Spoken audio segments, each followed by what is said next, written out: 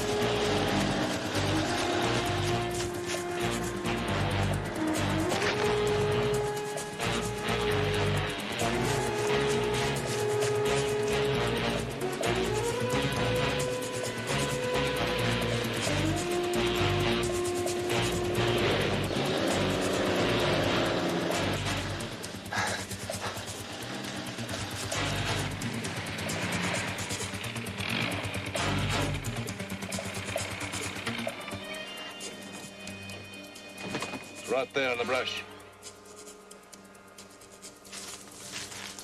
Good eye, Ian.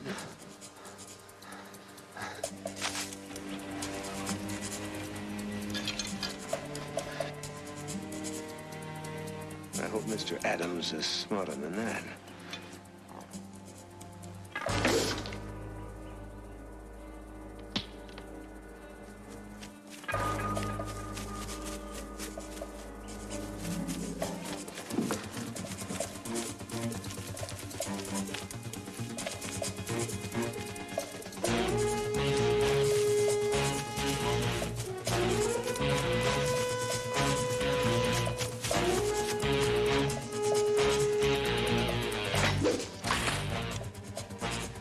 He's not only fast, he's lucky.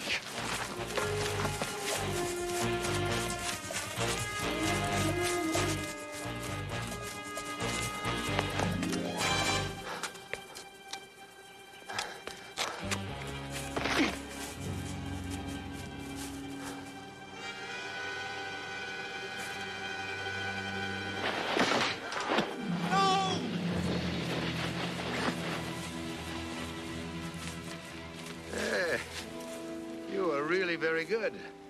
Better than most. Too bad it has to end. You'll never get away with this. It's murder. He's right, you know. I assume you still want me to frame his wife for this. Everyone knows that they've been quarreling lately. Please. Domestic problems are the chief cause for homicide in the United States. Yeah, it's just shocking, isn't it? Shocking and tragic. Please, no!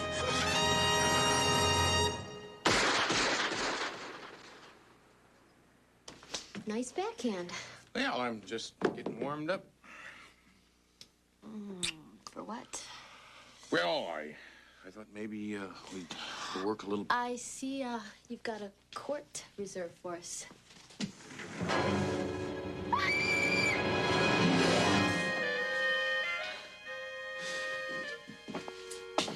Hi, big guy. I heard you come in, and I didn't want to disturb you, so... Hey, what the hell are you doing here? Maybe I should wait upstairs. Well, would you wait just a second? Murray, if this is about the friend you want me to help... Houston, would I be standing fully clothed in your shower if I didn't think this was important? Just talk to her, please, as a favor to me. Her husband Bill disappeared a couple of days ago, and she's convinced something terrible has happened to him. Tomorrow morning. Right now I'm busy. Hey, Leslie? Chris, where'd she go? She's gone. well, I guess now you won't have to wait until tomorrow morning to meet your new client, huh?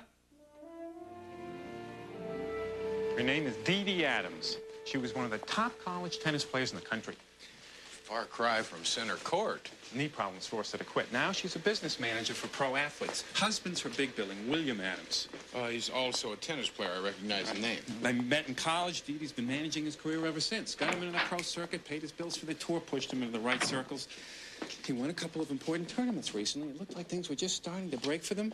A couple of days ago, he disappeared. Murray, if this turns out to be one of those cases of who's been sleeping with who... Oh, no. No way.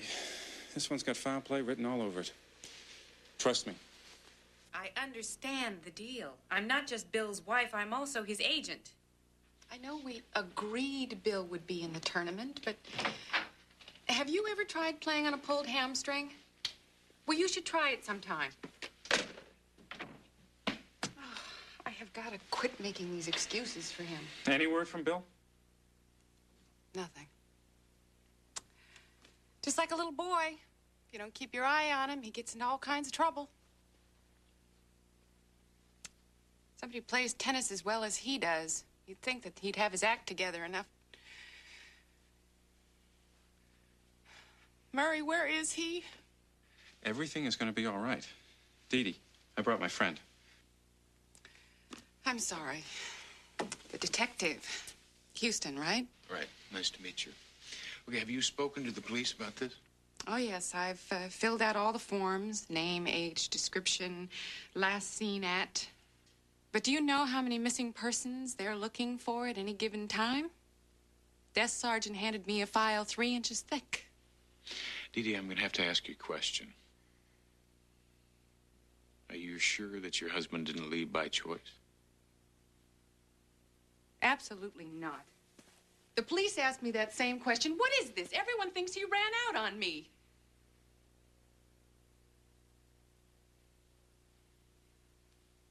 And Bill is not like that. I admit, things have been rough for a while. My business is not booming. But things were really finally starting to go our way. Bill just won the McCormick Invitational 2 weekends ago. I was really starting to get some interest in him. Will you help me? Well, I can't promise anything. I know. All right. We're going to need to keep this photograph. Yeah, I'll do some checking around tomorrow. And see Houston if I is going to need a list of anyone Murray. who... Huh? Oh, gotcha.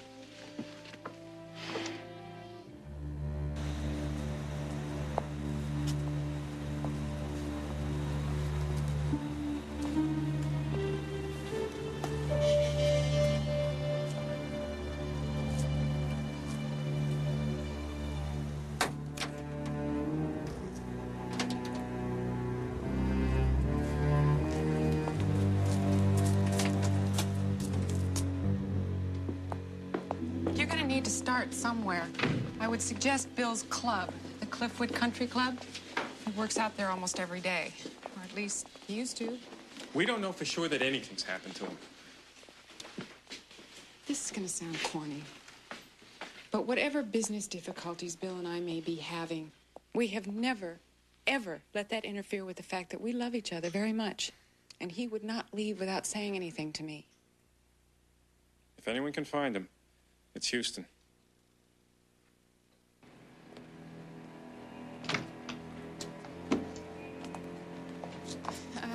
We haven't talked about how much this will cost. I'm not exactly flush right now. Well, let's just find him first, huh? Don't worry about it. You gonna be all right? Yeah, I think so. Thank you. Murray, thank you. Hey, that man! That's my car!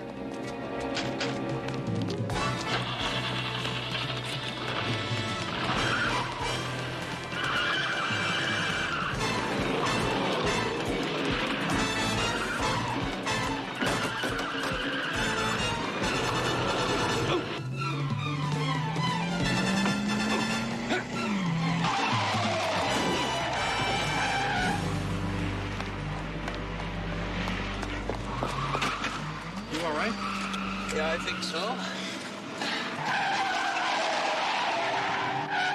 Some people ought to have their licenses taken away.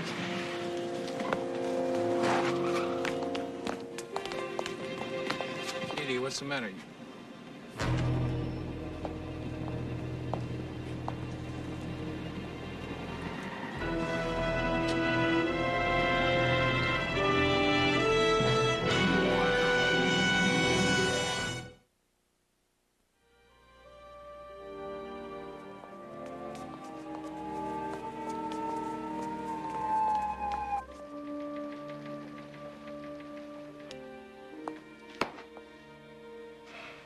We've been up all night, Mrs. Adams. You sure you want to take this lie detector's test? I do. Okay. I want you to lie to this next question just to set a pattern. Is your name Dee Dee Adams? No. Did you lie to that question? Yes.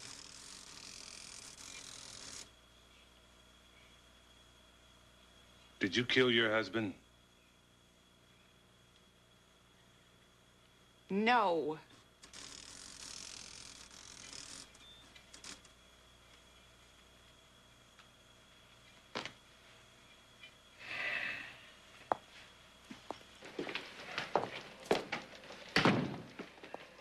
Hoyt! I don't have to talk to anyone except Dee Dee Adams' lawyer. You're looking at her. How did she do, Hoyt? You know as well as I do that lie detectors are inadmissible in a court of law.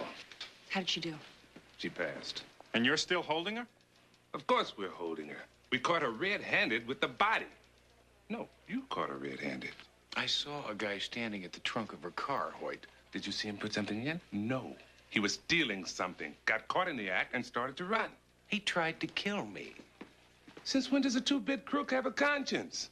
He probably saw the body and he just wanted to get the hell out of there. Okay, why would Dee Dee Adams want to murder her husband? Murder for money. Rumor has it that Bill Adams was set to sign a fat contract, commercial sponsor. Now, the Adams have a premarital agreement cutting Dee Dee off from anything that Bill earns in the event of a divorce. That's no motive for murder. They also have a $1 million life insurance policy on Bill, naming Dee Dee as sole beneficiary. Get the picture? Yeah, all except the part where she's carrying her dead husband's body around in her trunk. She probably never had time to ditch it. Now, let's face it, Houston. I have the motive. I found the murder weapon in the trunk of her car, and I have got a body. I don't believe it for a minute.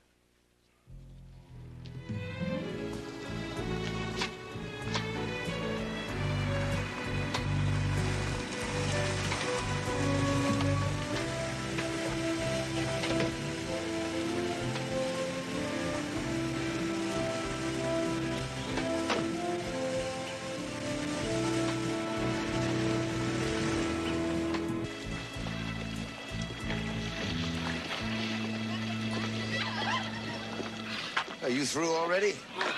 Swim 100 laps already. I'm just making sure that my gold medalist is staying in shape. Never fitter, Mr. McCormick. Now, you haven't forgotten about brunch tomorrow. No, looking forward to it. It should be very interesting. Very interesting. Yeah.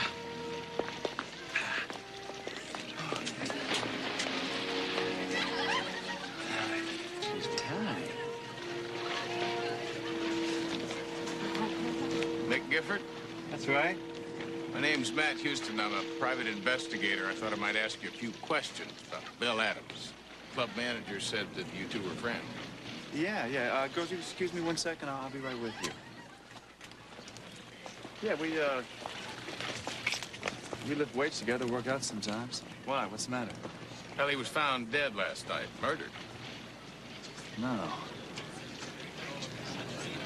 Well, why? You know, the police think his wife, Dee Dee, killed him.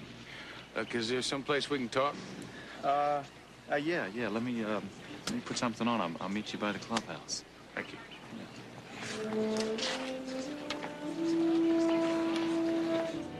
Guess I'm not surprised they suspect Dee Dee. Are they having problems? Marcus Allen play football? Marital problems?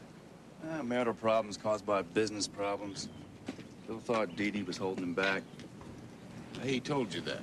He didn't have to. One day he came out here all jazzed up about this mega-dollar sponsorship deal he was getting ready to sign. A couple days later, I asked him about it. He just He just shrugged the whole thing off. He said Dee Dee was dubious. I could tell he was burned up about it. He really wanted that contract. Whatever happened to the good old win-one for the Gipper, huh? Hey, man, our careers are short. Oh, before we hit 30. You gotta cash in when you can, any way you can. Trying to do the same thing. That's your gold mine? Alistair McCormick, he's a sporting goods manufacturer. Now that I've won a couple of gold medals, it's just a matter of putting ink to one of his contracts and letting the money flow in. Is McCormick, isn't he the one who sponsored the last tennis tournament that Bill Adams won? That's right. He sponsors a lot of things. So it seems. Yeah. Wouldn't happen to know if he was the one that was trying to sign Bill. Bill wouldn't talk about it. He was afraid to jinx the deal. Afraid to bring him bad luck.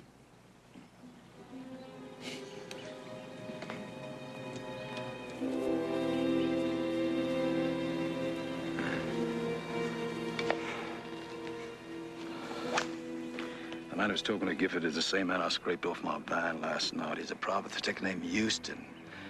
He's supposedly hired by Mrs. William Adams. I'm worried, Mr. McCormick. Athletes like Adams are so visible. At least the others, Unknown and marginally talented. And boring. Don't you understand? It's more exciting this way. It adds to the sport. And what about this Houston? If you've done your job properly, we have nothing to worry about. And I trust you're in preparation for Mr. Gifford's tragic accident. The staff has been told that they can have the day off. And you're going to dispose of the body in a most ingenious way. Houston has seen me, Mr. McCormick. That, my friend, is your problem.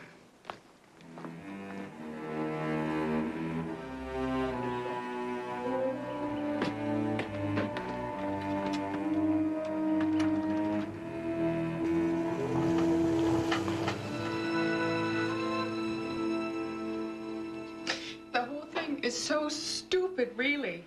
And Bill wanted to sign every endorsement contract they stuck under his nose. I was just waiting for the right time for the best offer. Alistair McCormick owned one of the companies that tried to sign Bill, right? Yes. That is the crux of the entire argument. McCormick made Bill some token offer that was nowhere near the ones I'd already turned down. But Bill was so impatient. He wanted instant stardom, instant fame. Houston, what are you getting at? I'm not sure. It just seems like every time I turn around, McCormick's name pops up. I've got Uncle Roy working with Baby on it right now. You should see if you can postpone the arraignment. I thought that Uncle Roy had been working for the last couple of nights on something for some old friends of the company. He has been. Can't be any more tired than the rest of us.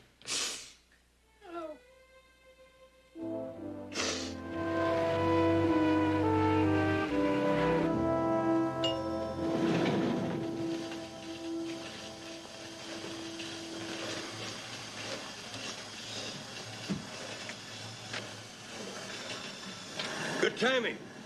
Just got my pulse away, too. That's 121 faster than mine. Have you got anything for me? Well, you're not going to like it. Baby must be as tuckered as you look. Oh. Belched up only the essentials on McCormick. Strictly PR stuff. Alistair McCormick, son of a wealthy banking family, disinherited at the age of 17, made his own fortune by the age of 25, then he dropped out of sight. Resurfaced 3 years later, picked up where he left off. Now he owns the largest sporting goods empire in the world. All of which tells us, Zip. Fortunately, I was with Roy when your call came in. I decided to put the old reliable human mind to work, and I accounted for those 3 mysterious years. His first stop, Africa. For a while, he was the toast of the safari circuit, and then he disappeared without explanation again, and turned into a soldier of fortune for several questionable and revolutionary causes. Searching for the ultimate thrill, always coming up short. Well, maybe not anymore. Who's this other fellow in the picture with him? A guy named Ian Woodruff. He and McCormick met in Zimbabwe. Woodruff's worked for him ever since. Why? Because he's the same man that I saw breaking into Dee Dee Adams' trunk. You better get a hold of Hoyt and let him in on this. Might be enough to get Dee Dee off. In the morning, I think I'll take a little drive out to the McCormick place. See what kind of game he's hunting these days.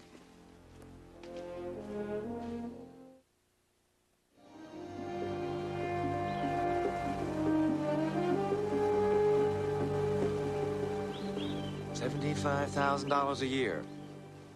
That's a lot of money just to endorse some swimming trunks. Nonsense. You're a champion in your field. And I appreciate a good competitor. That's because I'm a good competitor. Yeah, in the business world. That carries over into my other interests. For instance, hunting. Have you ever been? No, can't say that I have. Exhilarating sport. It's man against nature. The trouble is, after a while, it gets to be routine, boring. So it wasn't too many days ago that I decided to seek out a new form of prey. Intelligent, highly competitive. Like you. Yeah.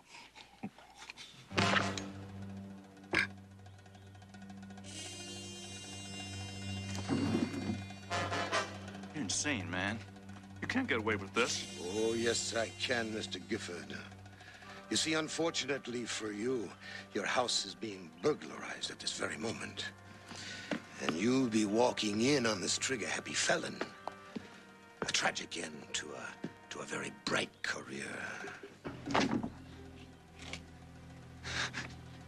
You wouldn't, man. Let's talk about this, all right? The hunt begins in 5 minutes, Mr. Gifford. I'd get moving if I were you.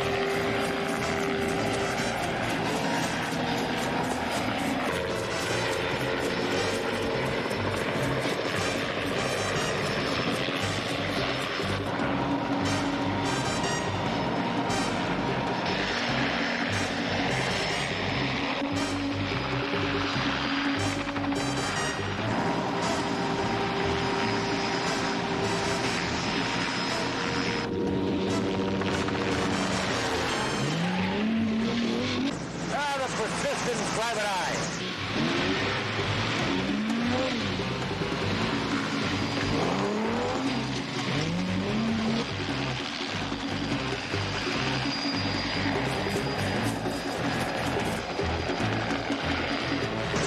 I think we've lost our prey. Nonsense. It's bound to pop out onto the road somewhere along here.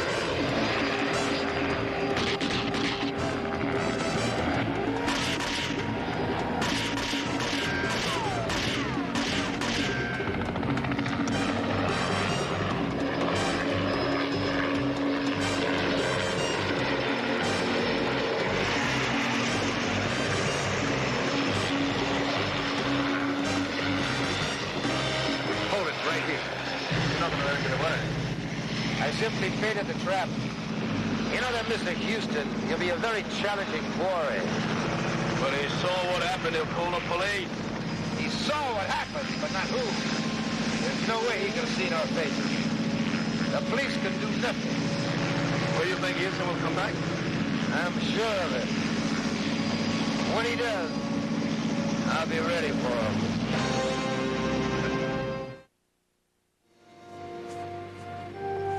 I saw Mick Gifford shot down in cold blood. And I saw Gifford's body in his own apartment. The place had been cleaned out. TV, stereo, everything. Homicide said he must have surprised the thief on his way out, and the thief gave him a bullet in the back as a going-away present. Look, can't you see that he's doing the same thing again? He's just covering his tracks. Off the record, Houston, I believe you. But you got to give me proof. You admit you've never seen him. It happened on the man's property. I mean, who else could it be? Wait, just before McCormick quit the safari circuit, there were allegations made that he was no longer hunting conventional game. Allegations means never proven.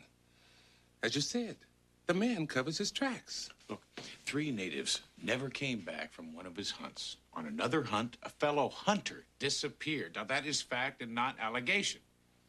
We're not asking for nuclear warheads, Hoyt. Just a little you scratch my back, I scratch yours. When the time comes, you'll get all the proof you need.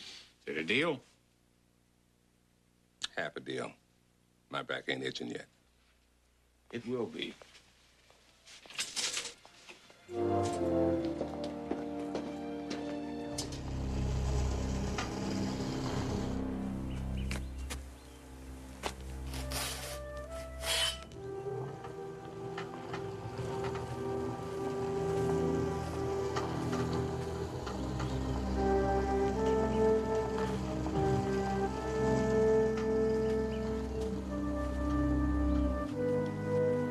That'll cost you a stroke.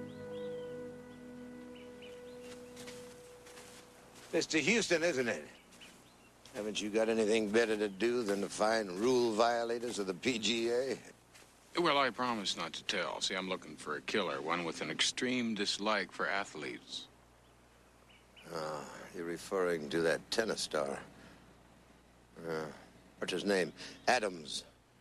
He was the first. Mick Gifford was the second. You remember him. He was going to endorse some of your products.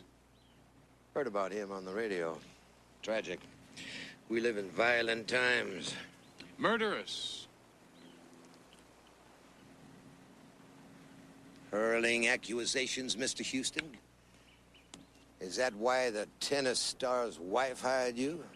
To put the blame on someone else other than her? The police have released her. She hired me to find a killer. I believe I have. Yeah, good for you.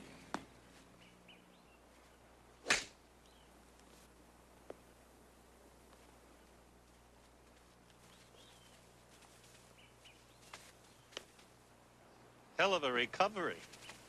A 2-putt from there and you win. I took a penalty in the rough. Afraid I'll have to hold this out to win.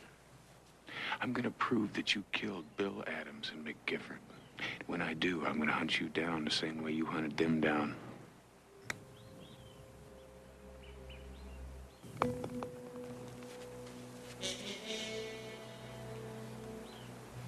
As misguided as you are, I like your style, Mr. Houston. I've got a few intimate friends that are stopping by at 6 for cocktails. Dinner jackets requested. I'd like for you to be there. Maybe I can convince you that you're on the wrong track. Not very private for such a delicate matter. I'll give you time. Promise. I'll see you at 6.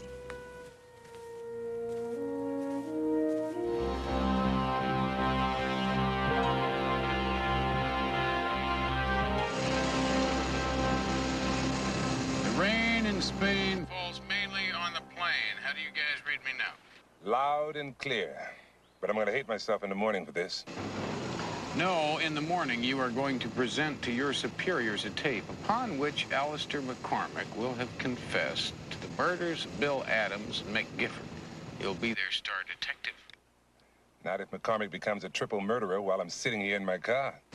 Oh, you worry too much. You'd worry if I didn't. What's your P's and Q's, Matlock? Make sure the host doesn't try to serve you for hors d'oeuvres. So, what happened to all your intimate friends? Well, it appears that I have my signals crossed. They won't be here until tomorrow. At least it gives us time to discuss that delicate subject which you insist on pursuing. Namely, accusing me of murder. Shall we begin with a parry or a thrust? It's not a game. Life is a game, Mr. Houston. A game with very few winners like you and like me. I don't believe we're in the same league. No, perhaps not. I have a greater passion for power. The ability to be able to give and to take. As in human life? Taking of a human life is the ultimate assertion of power. Sounds to me a lot more like cold-blooded murder. Darwin calls it survival of the fittest. This man's a raving lunatic. If that keeps him talking, we got all we need to prove it. Fittest being superior athletes that you lure up here by telling them that they can endorse your products? Apparently, you're not going to be satisfied until I admit to having stalked and killed Mr. Adams and Mr. Gifford. Now, are you? That's for my ears only.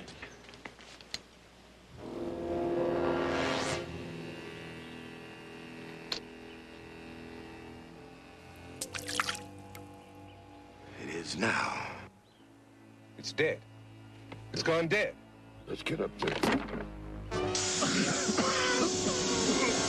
You already know the answer to your question, but you can't prove it. Yes. I killed Mr. Adams and Mr. Gifford, and a few others that you need not know about. And now that I've told you, what makes you so certain that I won't kill you?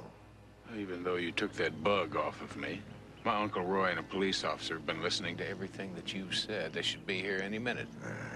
You're right about that.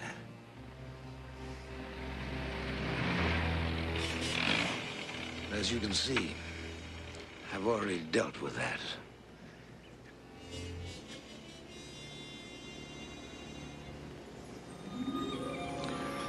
The first rule of the game, Mr. Houston, is to know your opponent.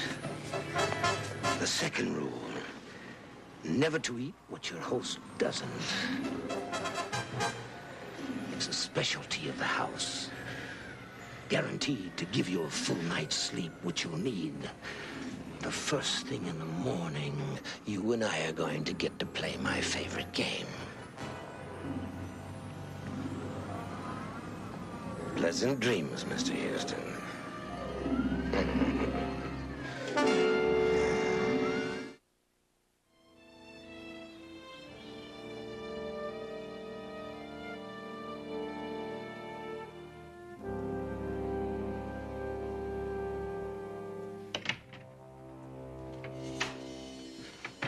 All right, rise and shine. I suggest you put these clothes on.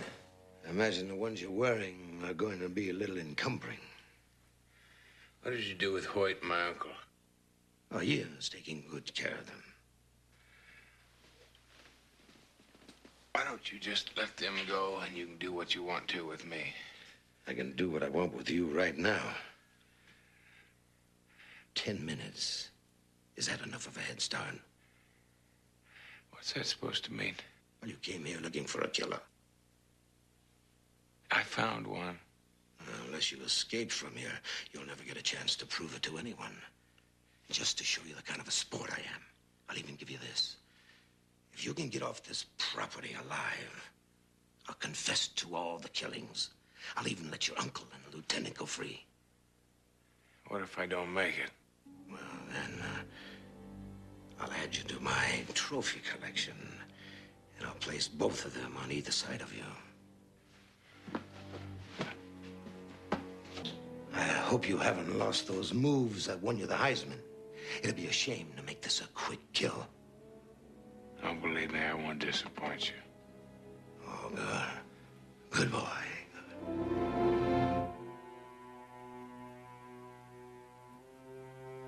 My head feels like it's in a vice. It's a kind of a knockout gas, Michael. We use it on some Peruvian anarchists back in the 60s. Has the same effect.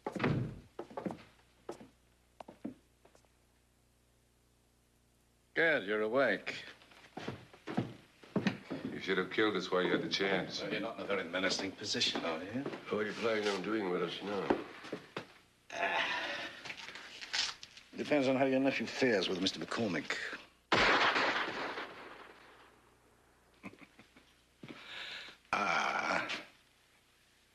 It seems the hunt has just begun.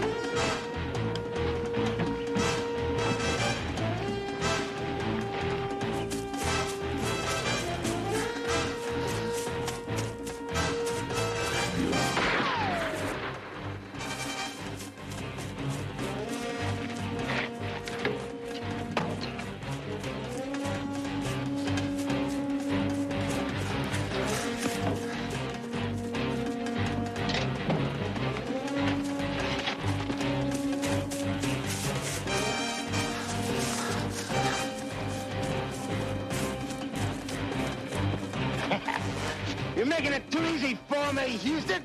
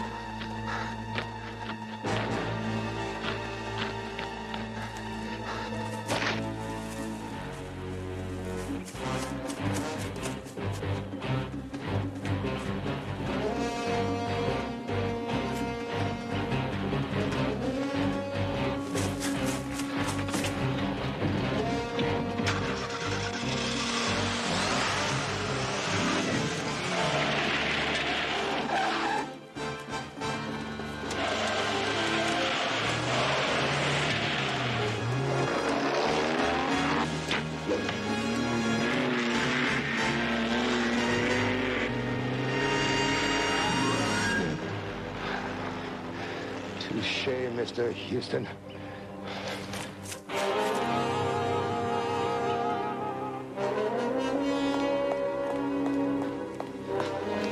Houston, get away. We have to leave. What about the others in the cellar? I'm afraid there's no sporting chance for them. You better pack.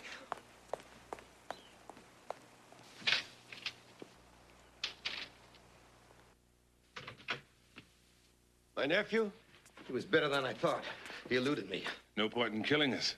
He'll be back with the police. I have no intention of killing you. At least not yet. You two will be my insurance to get out of the country. Too late.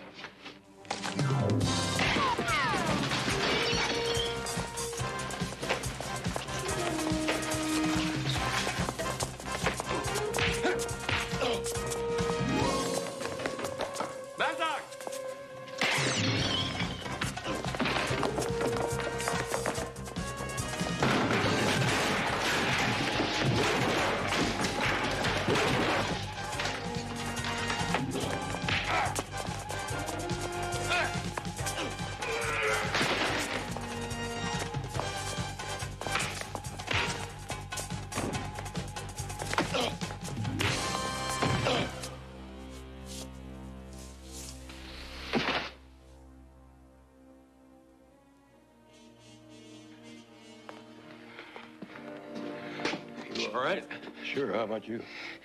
Well, I think I'll make it. Thanks, Houston.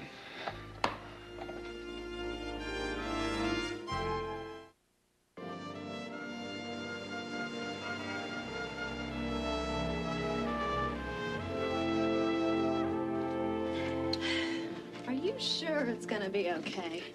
Relax. Houston won't mind. The man is always saying to me, Murray, what's mine is yours. Oh, that's awfully big of him. Hey, he's a big-hearted guy. Okay. You get the towels. I'll test the water.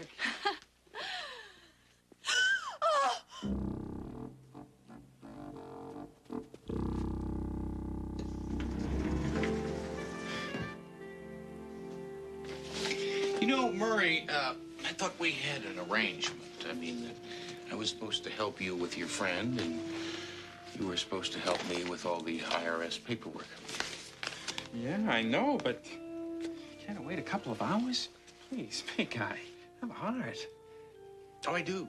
I do. Remember, I'm a big-hearted guy. So I figured while you're taking care of the paperwork, I'll entertain your friend.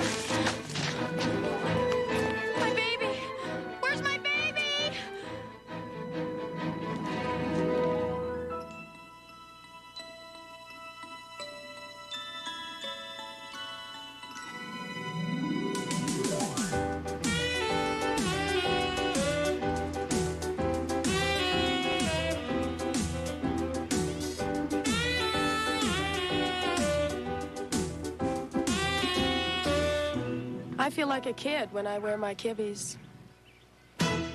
Terrific. Cut. Print. That's great, Cassie. Great. Now, listen, I want to do it just one more time, all right? Now, this time, when you say the line about the jeans, just lower your eyes a little, cock your head a little bit to the right. Just like that. That's great. All right? Okay. Okay. Once more. Okay, you ready, Cassie? Okay. Roll camera. Action.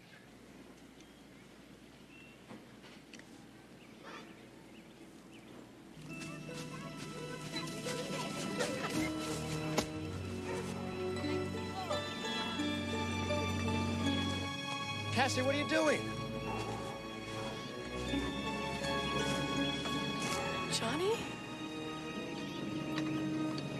Johnny! Cassie? Hey, Cassie!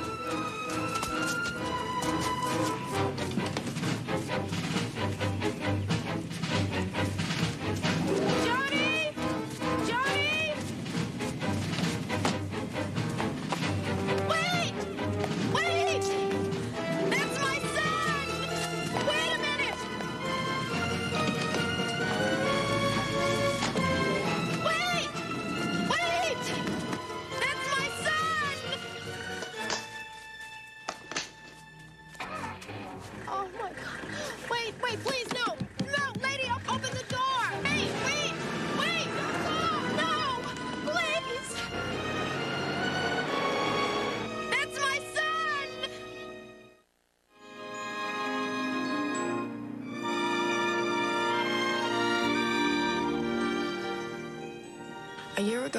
My son was kidnapped.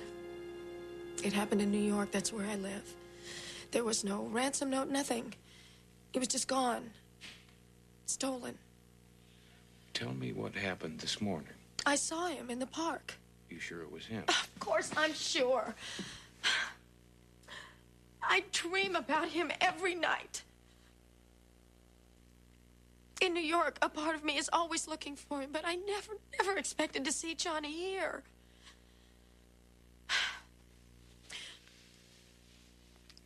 I flew in last night. I had to be on location this morning at 6 o'clock. We were filming a commercial in the park. And I looked up and I saw him. I started to run, but the woman, she put him in the car and drove away. What kind of car? I don't remember. Tell me about the woman. Do you remember what she looked like? Mr. Houston, I don't remember. I didn't see anything but Johnny. Why didn't I notice?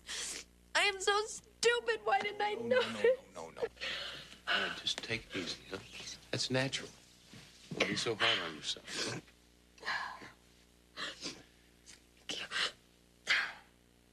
I'm sorry.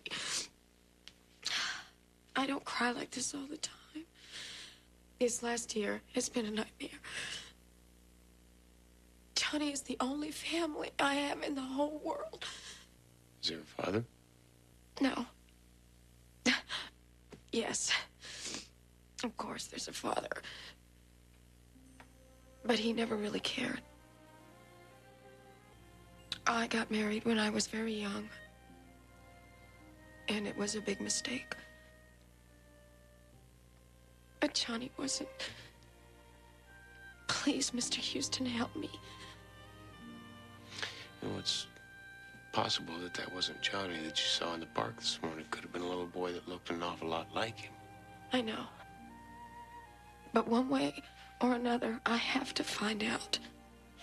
Look, I'll tell you what. Why don't you wash your face, pull yourself together, and we'll take a ride to the park, huh? Where was it that you saw Johnny first? Right in there.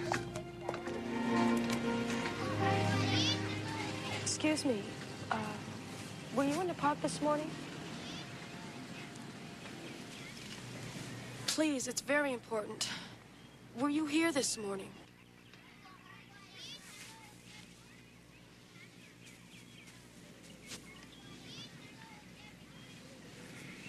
Parque es bonito.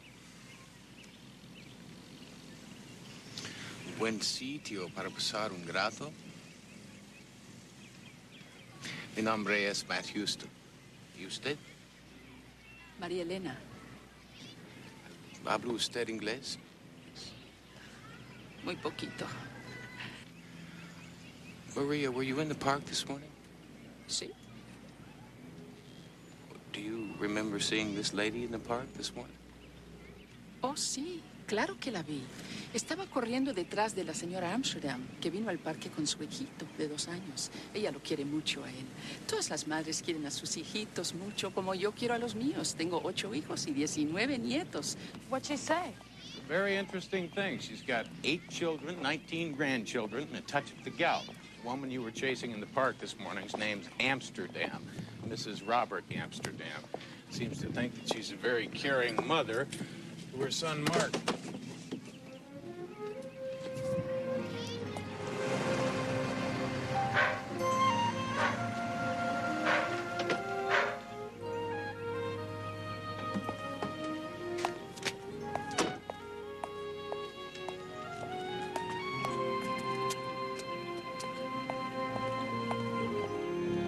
Hi, honey, I'm home.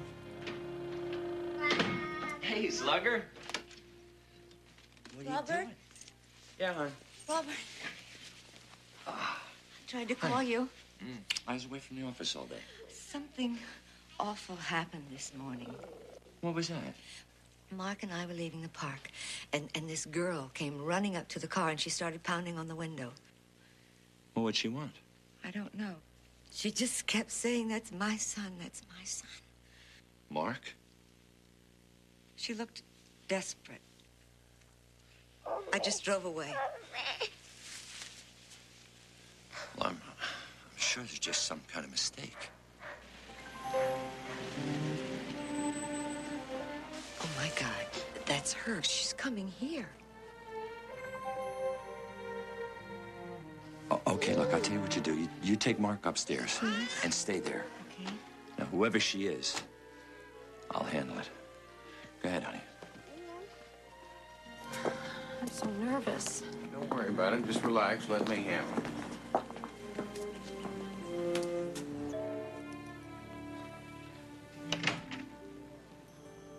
Mr. Amsterdam, my name's Matt Houston. I'm a private investigator. This is my client, Cassie Stanley. I wondered if we might talk to you for a moment. What about?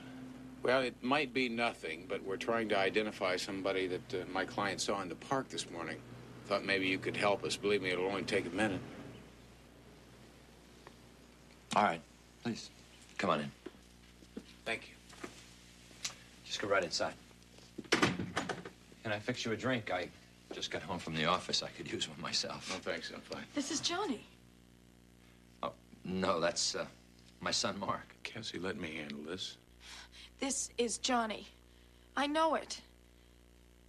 Where is he? My son is with my wife. Look, I don't understand what's going on here. This boy is not your son. Well, that's quite an accusation, young lady. I hope you have something to back it up. It's what she thinks she saw, Mr. Amsterdam. Now, this morning in the park, Cassie saw your wife and your son. The boy looks an awful lot like her own son that was kidnapped a year ago. Kidnapped? Mr. Houston, I have a birth certificate. I've got photos from the hospital. I mean, not that I have to prove anything. Miss Stanley, I'm truly sorry, but this is obviously a case of painful coincidence. Can I just see him for a minute, please? No, I don't think. Enough is enough. Mr. Houston, would you take Miss Stanley? Not until you let me see him. I'm going to have to call the police. Cassie, thank you very much.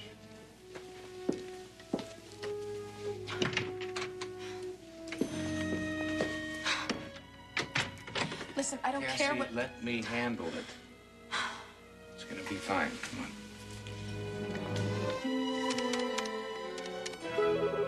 Bradley Denholm, attorney at law. Bradley Denholm, please. I'm sorry, sir. He's in conference. She's so beautiful, Mr. Denham. She's perfect. Well, that's Jennifer. I think I've given you most of the information. Terribly sad, of course. Parents killed in a car crash. Grandmother in ill health. And incidentally, she's as anxious to conclude these arrangements as you are. I told you, no calls, Tina. If you want to sign this agreement, then we can get started. Paperwork on the adoption should be finished tomorrow, in which case you can be on the plane home the next day with your new daughter. Mr. Denholm? Not now, Tina. A sign on the bottom there by the X.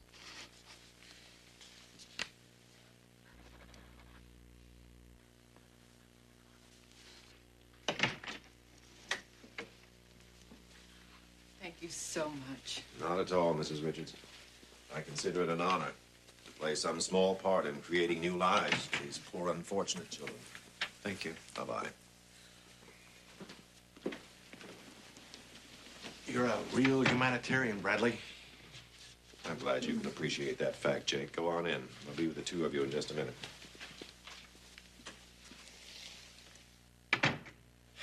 Tina, when I say no calls, it also means do not stick your pretty little head in the door. Do you understand that? I'm sorry, but Robert Amsterdam's on the phone. He seems awfully upset. He said it was urgent. He's been waiting all this time. Take it in my office. Camera work's getting pretty good, huh? Good enough to make the sale.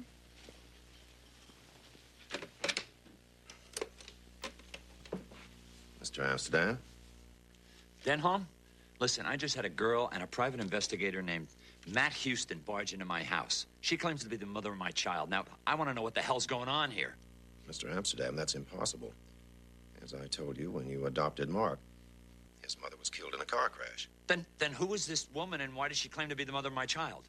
I mean, I'm upset. My wife is upset. Understandably, but it's obviously a mistake. When she finds that out, I don't think she'll bother you again. Well, if she does, believe me, you're going to hear from me.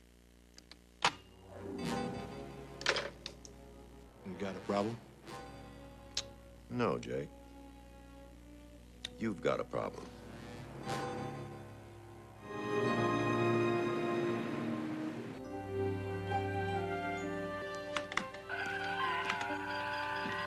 Not bad.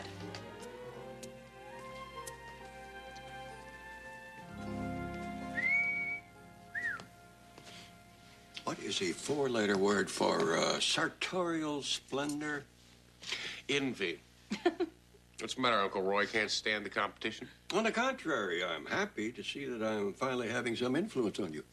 Well, you won't mind if I borrow this then, huh? Well, what's the occasion? Well, I'm gonna take Cassie out for a nice, quiet dinner. Did you come up with anything? Yes. The Amsterdams were easy.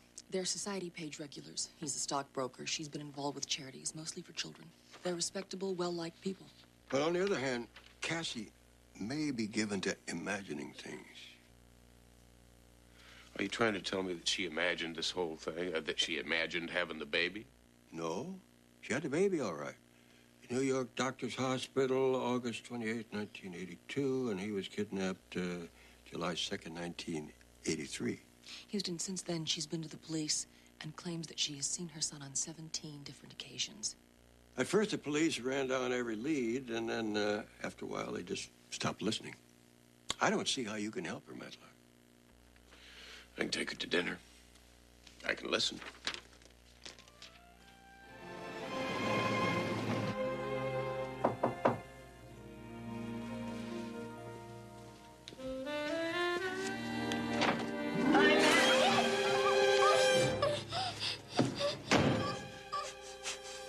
You're going to do exactly what I tell you. You understand? Because if you don't, little brat's gonna be dead tomorrow. Understand? All right. Now, don't make a sound. Not a sound. I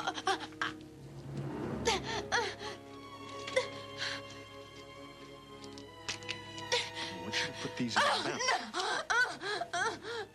Shut up! Now swallow. Swallow.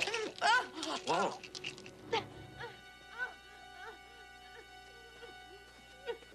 Nobody's gonna care some flaky little actress old deed.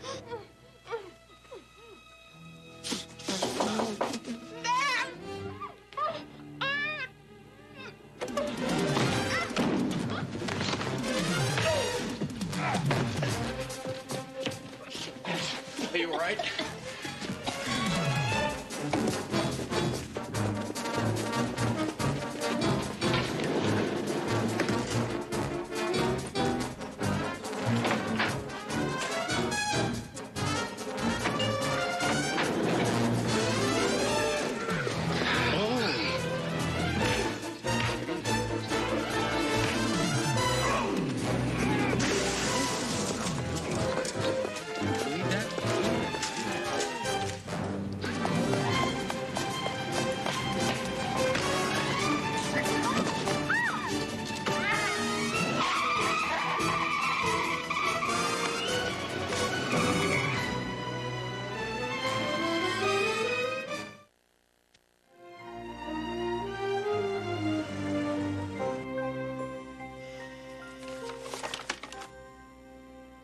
If he's in here, I can't find him.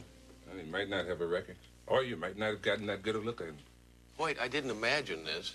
I'm not saying you did. I'm just saying that we don't have that much to go on. You know, just last year, there were over 500 of these cases. It only takes a minute for a baby to be carried away.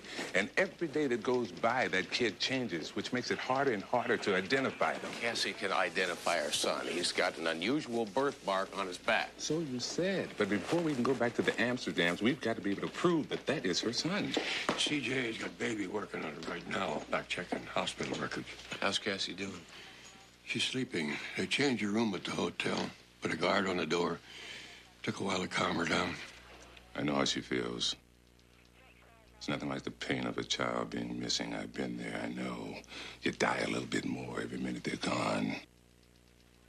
I was lucky I got my little girl back. Yeah, well, Cassie's not so lucky. The man that attacked her told her that if she didn't do what he said, he was going to kill her son. I'll do everything I can. I'm with you on this one, Houston. Thank you, Mike. I've got a feeling we're running out of time. Come on.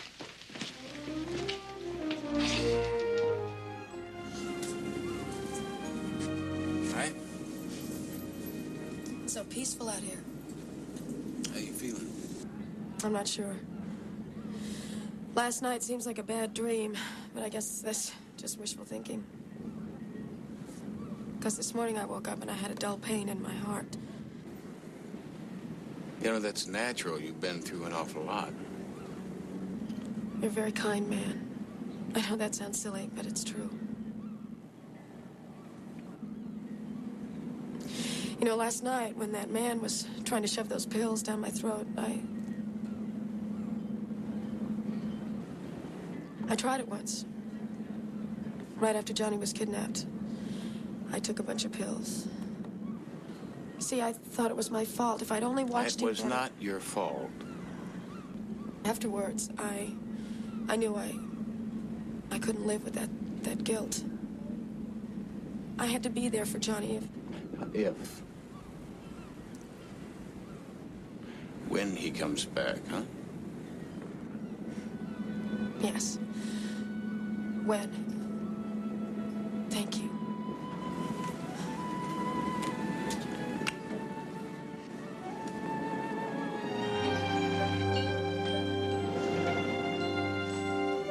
Perfect timing. I just finished going over the hospital records on the Amsterdam baby. He was born August 28th, 1982. Mother and son pronounced healthy and left the hospital 2 days later. Normal development till the age of 11 months. After that, there is no more record. Why? Because they changed pediatricians. It happens all the time. Yeah, but attempted murder doesn't. Now, somebody got very scared when Cassie claimed that the Amsterdam's child was Johnny. If that's true, what happened to the Amsterdam's child? Good question. I'll put baby back to work on it and see what we can dig up.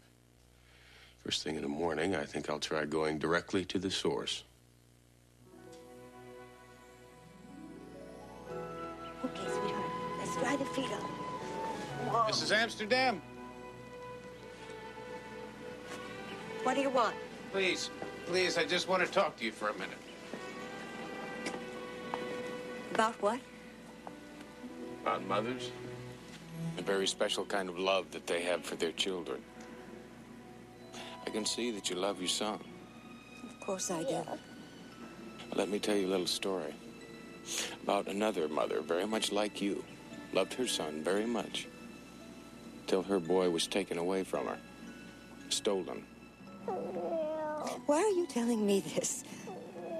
Because her boy is about the same age as Mark.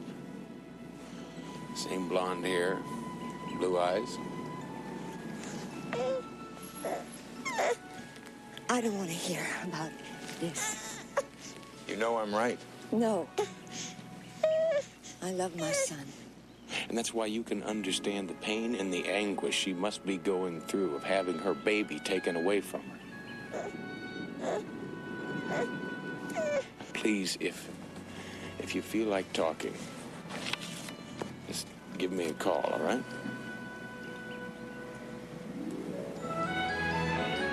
You can help me stop it so it doesn't happen again, so other mothers don't have to go through the same thing that Cassie's going through and what you're going through.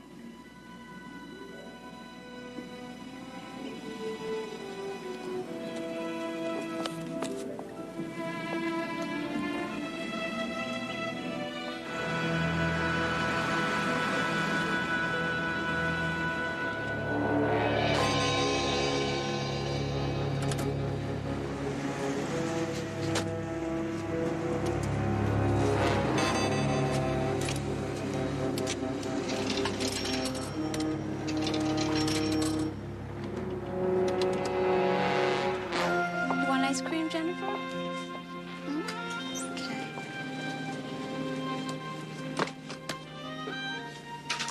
Okay. Now let's see what else we need. Oh, yeah, soup.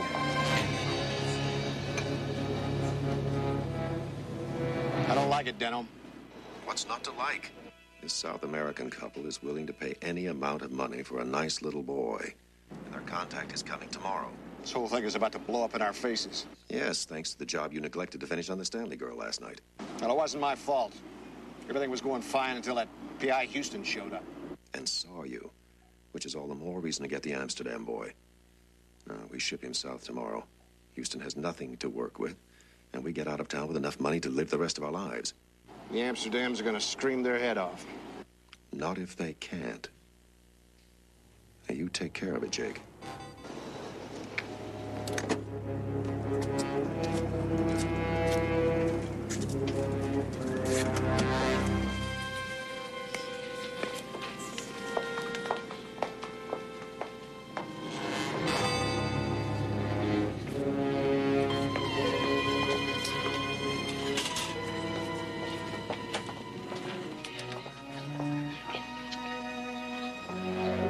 Jennifer?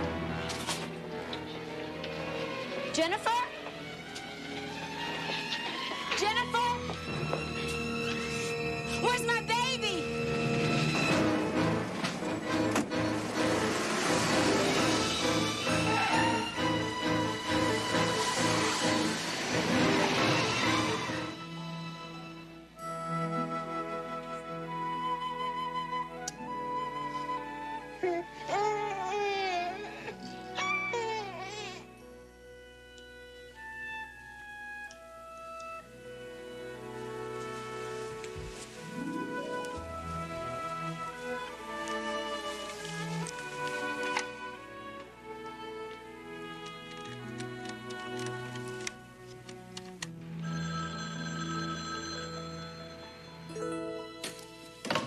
Houston Investigations. Matt Houston, please. This is Sheila Amsterdam calling. Houston, Sheila Amsterdam, line 3. Mrs. Amsterdam? Could you come over here, please? I'd like to talk to you about my son. About Mark. Of course, I'll be right there. What are you doing? Thank you, Mr. Houston. Goodbye. Sheila, what have you done? Robert, now we can't live this lie anymore. We can't pretend our son didn't die. But, Mark's our son. No. As much as we love him, he doesn't really belong to us. His. We adopted him. It was a phony adoption, Robert. Robert, I think that girl is his mother, his real mother. And she deserves to have her son with her.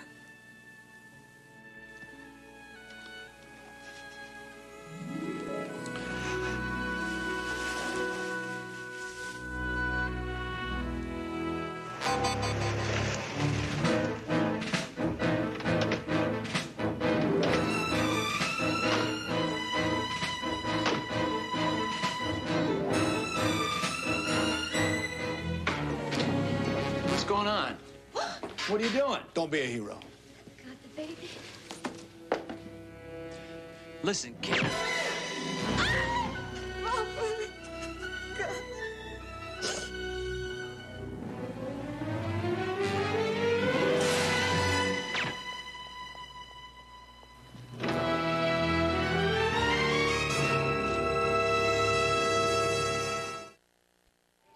Mrs. Amsterdam is in a coma.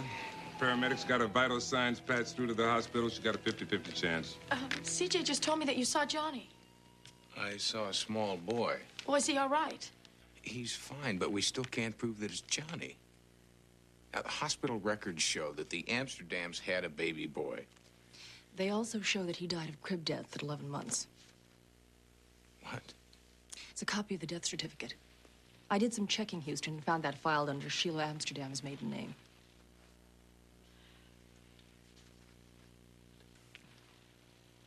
The Amsterdam's child died. They must have adopted another. Who just happened to be Cassie's kidnapped son. Those poor people. They paid a terrible price. Amsterdam's are not the kind of people that would deal directly with a kidnapper, and there's got to be somebody else involved. Well, I get the feeling that you have an idea who that might be. I don't. I just have an idea how to find out who it is. And the place to start is with the Amsterdam's financial records.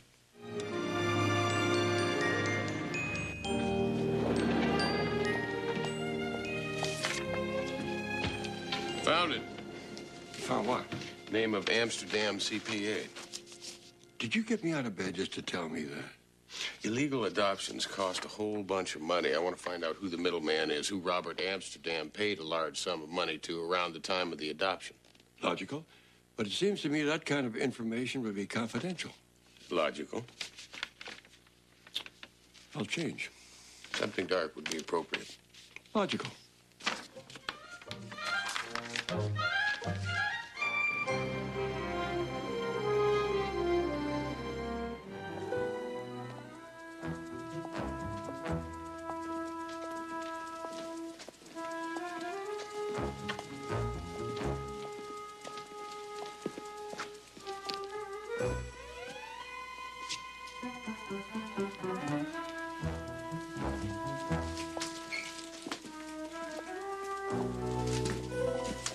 Why don't you hold the flashlight? I'll get the lock. Better if you hold the light and I pick the lock. No, I can get the lock. I'm older. What's it got to do with it? Experience. I picked more locks than you picked. Faster. Yeah, I'm fast, too. If you're so fast, how come we're not in there yet?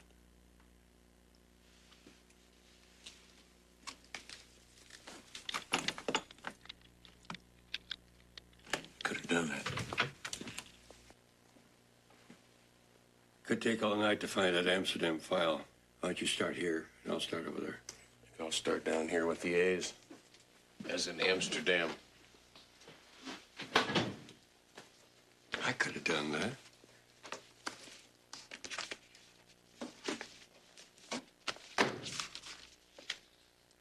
That's the right date. Take a look at a copy of that check. That's a whole bunch of money. Payable to Bradley Denholm, attorney at law.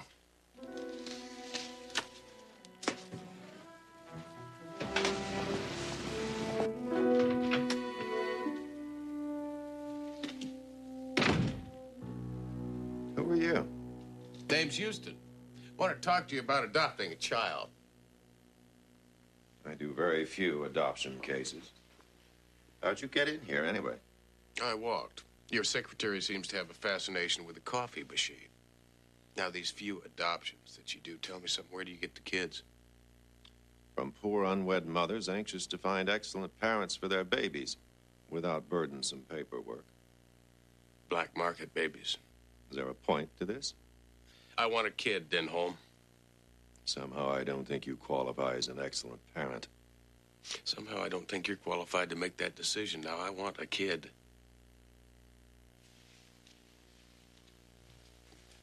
This kid.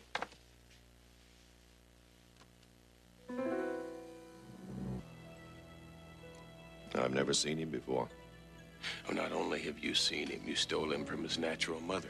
Then you arranged the adoption by the Amsterdams. I've got the records to prove it. I also happen to know that you ordered them killed. I may not be able to prove that, but you'd be surprised what you'll confess to by the time I get finished with you. Get out. In a minute. Just as long as you understand our deal. Now, you get me that boy within 24 hours, and I'll leave you alone. If you don't, you're a dead man.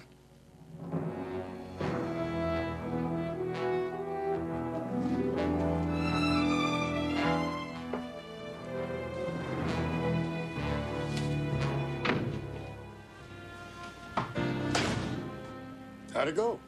I gave a virtuoso performance. I think you bought every word of it. Are you going to be all right in here? This may take a while. Patience is a wonderful virtue. I spent 3 days in a van half this big in Dubrovnik in '59. Builds character. He had muscle cramps. Well, I'm going to go back to the office. An item of my vigil. Sooner or later, Denholm will lead us to Cassie's boy.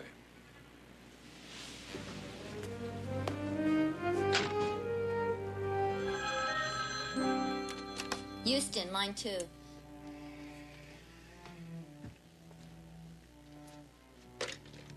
Matt Houston.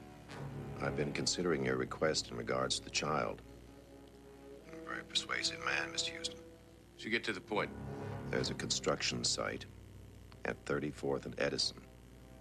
You'll see a trailer. Meet me in 20 minutes and come alone or you won't get the child. I'll be there.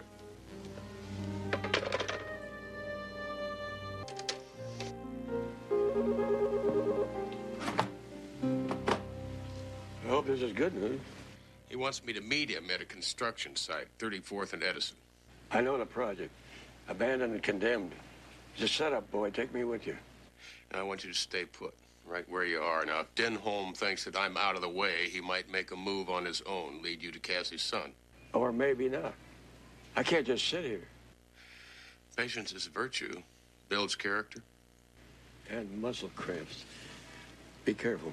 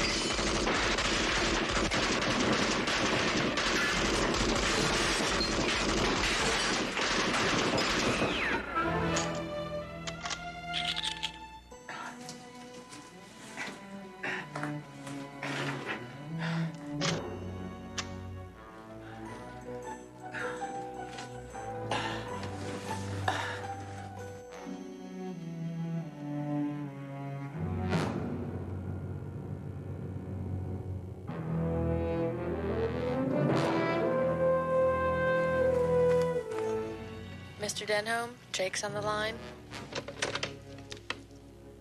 Houston's dead. Good.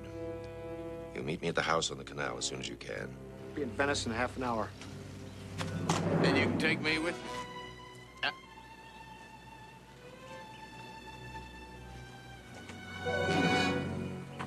I figured you'd need help.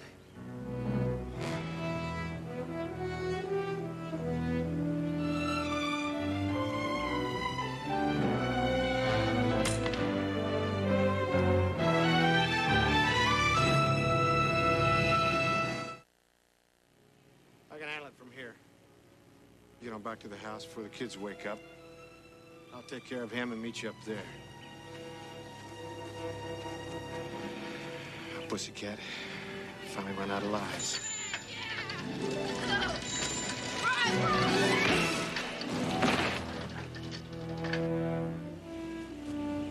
Thanks, kids. Believe you just saved my life.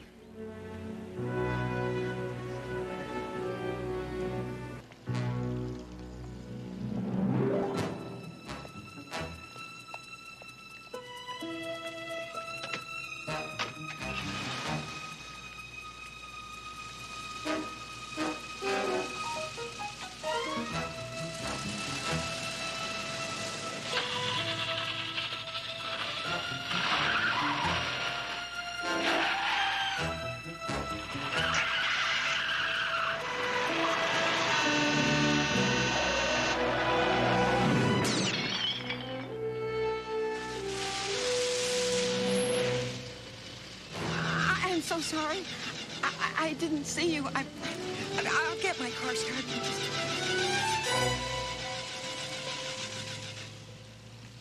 Are you sure you're all right, Houston? I'm fine. The bullet just grazed me.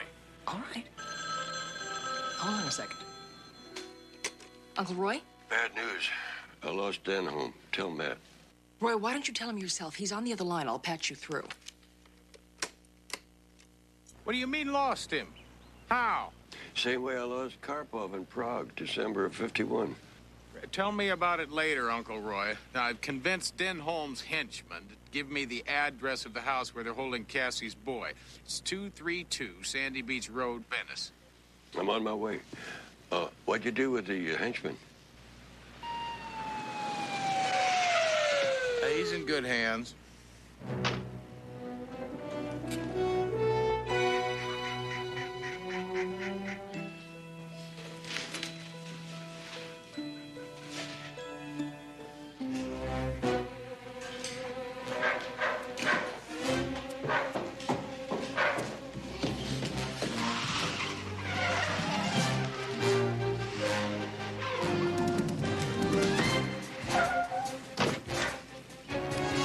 Did you check the house? Reinforcements are on the way.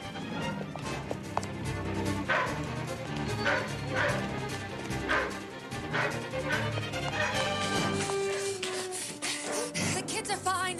We didn't touch them. See for yourself.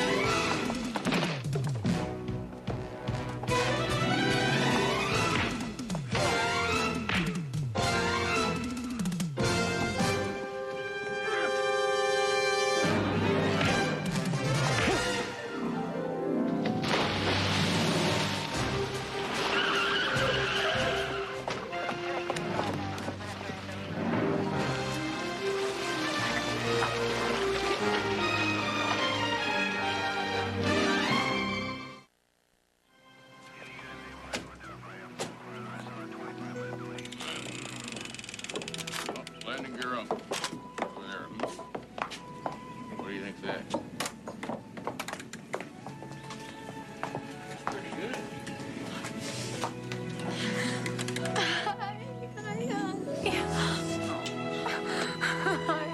I don't know how I'm ever going to be able to thank you enough or repay you.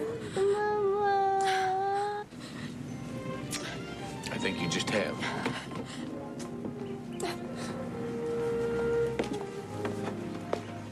I'm glad to see this turned out better than my run-in with Karpov in Prague. Speaking of which, I think it's about time you explained to me how a seasoned professional, I mean a man like yourself, could possibly let the man you're tailing get away from you before he ever got out of the parking lot.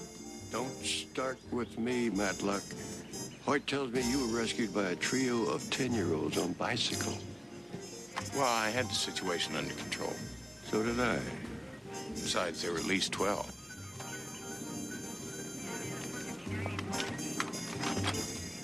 You know, we make a hell of a team. I'm glad you think so. Because I've been meaning to talk to you about a raise.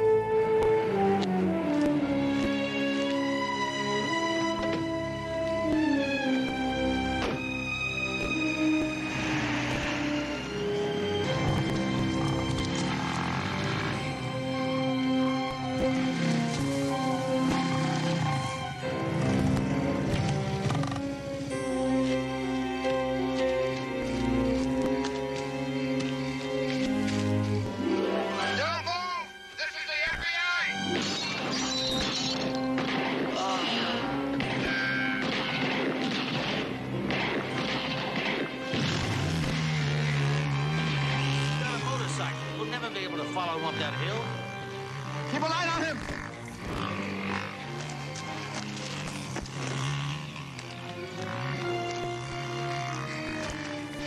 That was not even our man. Now, you moved in too soon. You didn't listen to a thing that I said, and now he's gone. You said he worked alone. I told you that he worked alone in the past. I also told you that he was unpredictable. Look, I don't have time to argue with you. He's still got the boy. He's gonna give the boy back. He fancies himself a man of his word. I thought he was unpredictable. Look, Houston, we're the FBI, not a bunch of Keystone cops. You hear about this case on television, come up here from L.A., telling us that a small-time kidnapper is some nightmare man who kidnapped and terrorized you when you were a little boy in Texas some 20 years ago. It's him. Drayton, there's blood. We must have wounded him.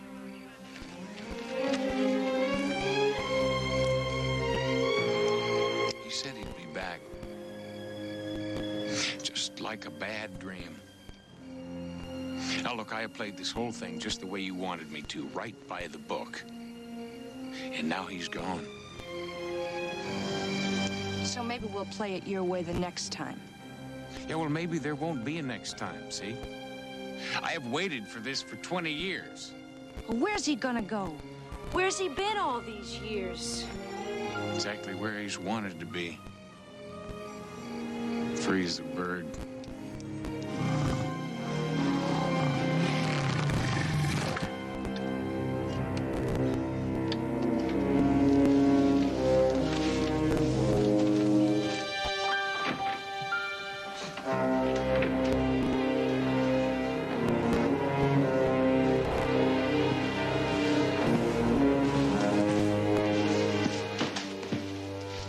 Saw me.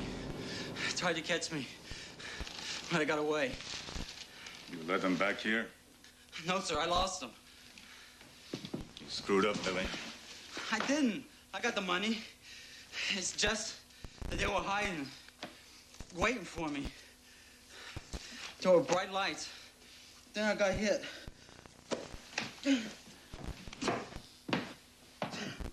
You hurt bad? You'll be all right. It's just a flesh wound. We'll be leaving now. What about him up there? Don't worry about him. He won't be doing any talking. Believe you me.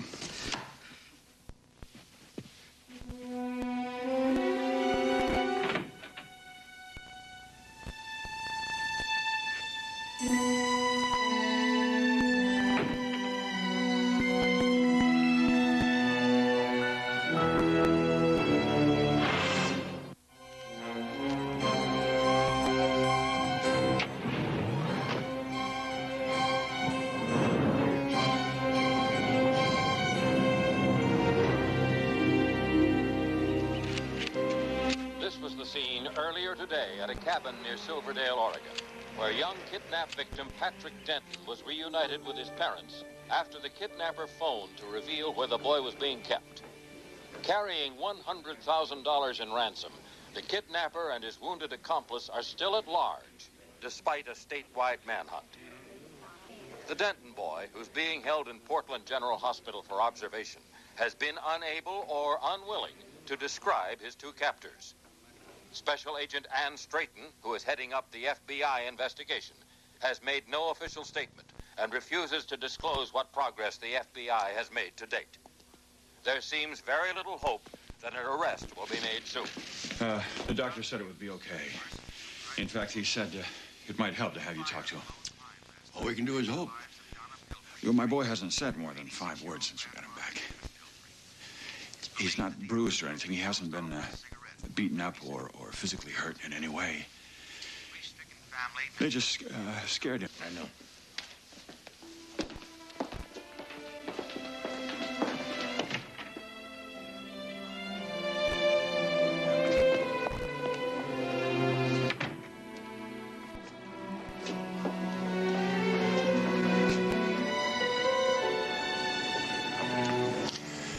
Man who kidnapped me locked me in a closet.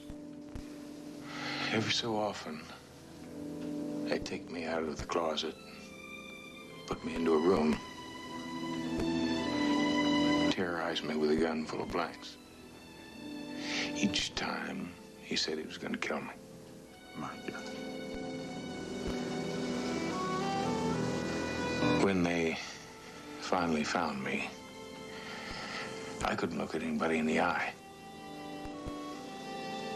I couldn't talk to them. I couldn't tell them what had happened to me.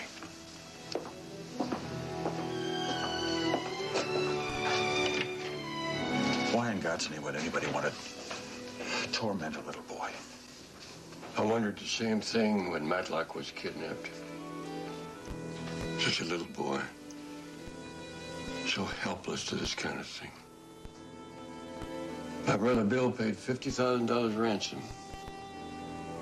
I'd just like to find the monster who's responsible for this. Make him pay.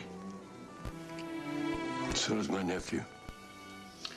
Patrick, the man who kidnapped you kidnapped me a long time ago. I think I know what it is you're going through. Nobody knows. What did he look like? I don't know. He called himself the Nightmare Man? What about the other man, the younger man? What did he look like? Did they say where they might go? I mean, did they call each other by names?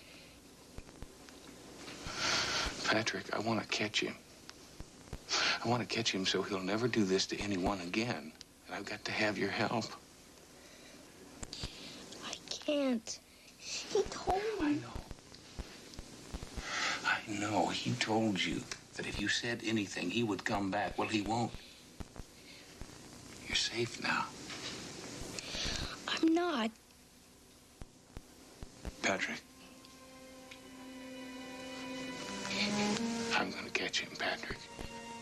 I need your help. You're the only one that can help me.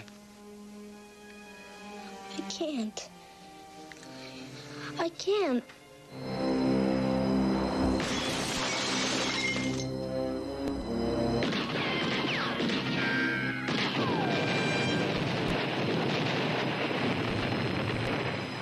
You're bleeding? I'll be all right. Bleed much more, you'll be dead. Come on. Let's go.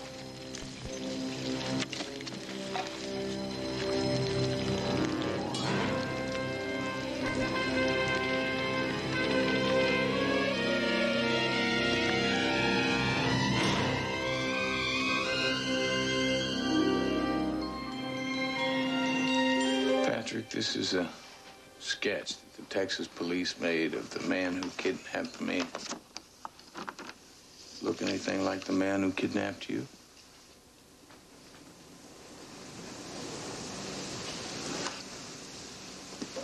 I'm sorry, Mr. Houston.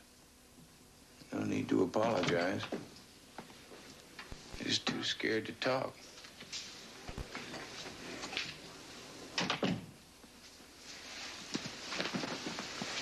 Still hasn't said a word. Takes time. Yeah. The Nightmare Man's gonna be long gone again.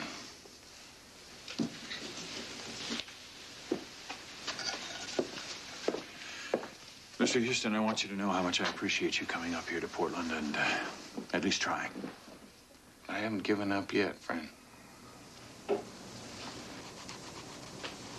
It hurts you to remember, doesn't it? My nephew knows. The last thing in the world he would want to do would be to hurt you any more than you've already been hurt.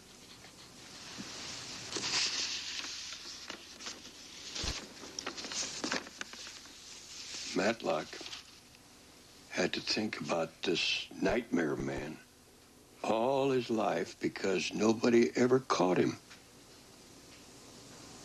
That's one of the reasons he wanted to become a private detective. Why he cares for things that some people don't give a second thought to. Like you. About what you have to live with.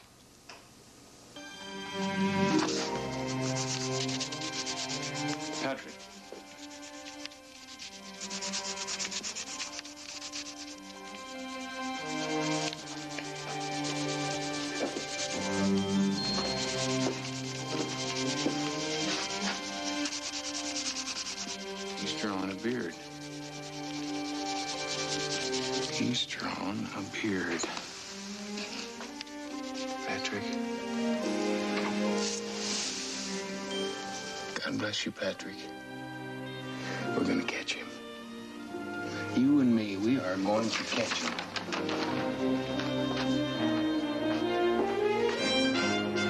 At least now we know what we're looking for. I got these in statewide distribution. The accomplice will be needing medical attention. With luck, maybe a doctor, a hospital. Whoa. Sheriff's been looking all over for you guys. Highway patrol report. Somebody shot a salesman on 85 and stole his car. The guy's lucky he's still alive. Bearded gunman, the bleeding accomplice? Highway 85, that's about 100 miles east of here. Open country.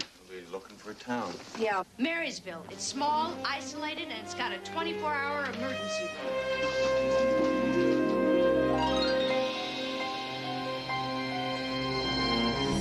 No, I've never been caught.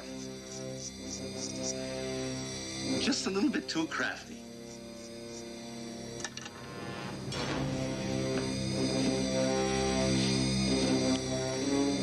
Never do or say exactly the same thing twice.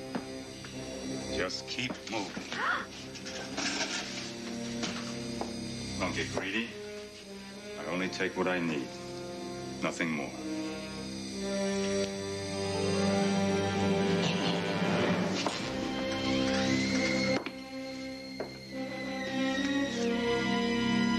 He looks dead. The anesthetic will wear off in an hour. You really shouldn't move him. 1 Charlie 5, Bishop to King 5. Copy? What's that? They're not calling us. We're on a network. One of the clinics calls in to play chess with a dispatcher in control. Get on the floor like him. No response from inside. We have an emergency code. No response means... Yeah, I know. It means he's in there. Let me call for some backup. Look, I haven't got that much time. Now, we played it your way last time. You remember? Listen, Houston... Agent Straighton, my nephew is going in there. Now, it's simply a matter of whether you're going to help us or watch us.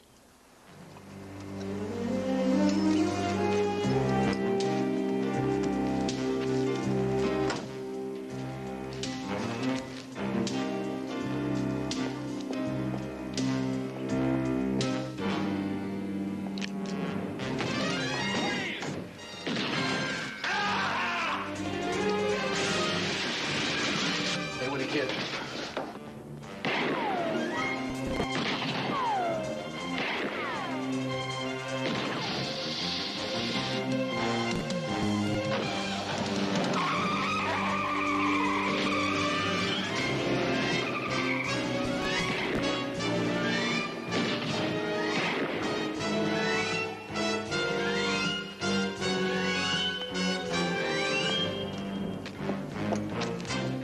Is that your car?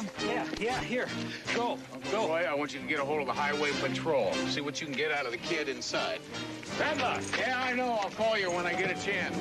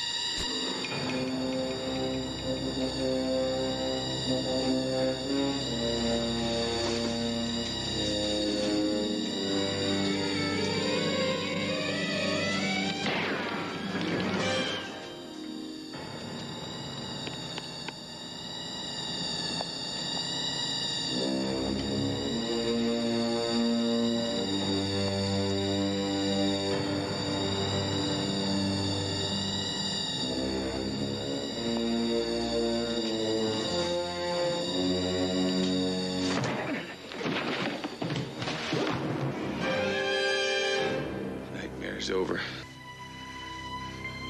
Who are you? Former victim. Name's Houston. You remember me?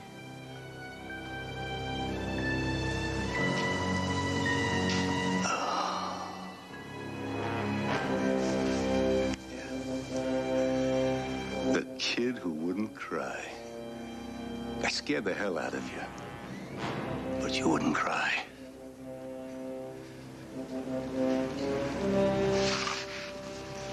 Go ahead. Go ahead. Go ahead. I wouldn't if I were you. My name is Matt Houston. I'm a private investigator. My wallet is in my left-hand pocket. This man's wanted by the FBI. He's crazy. He forced me in here. He was going to rob me and kill me. He's lying. Don't move. Lose the gun. The man is wanted for kidnapping. Look, just check, please. We'll settle this outside. Lose the gun.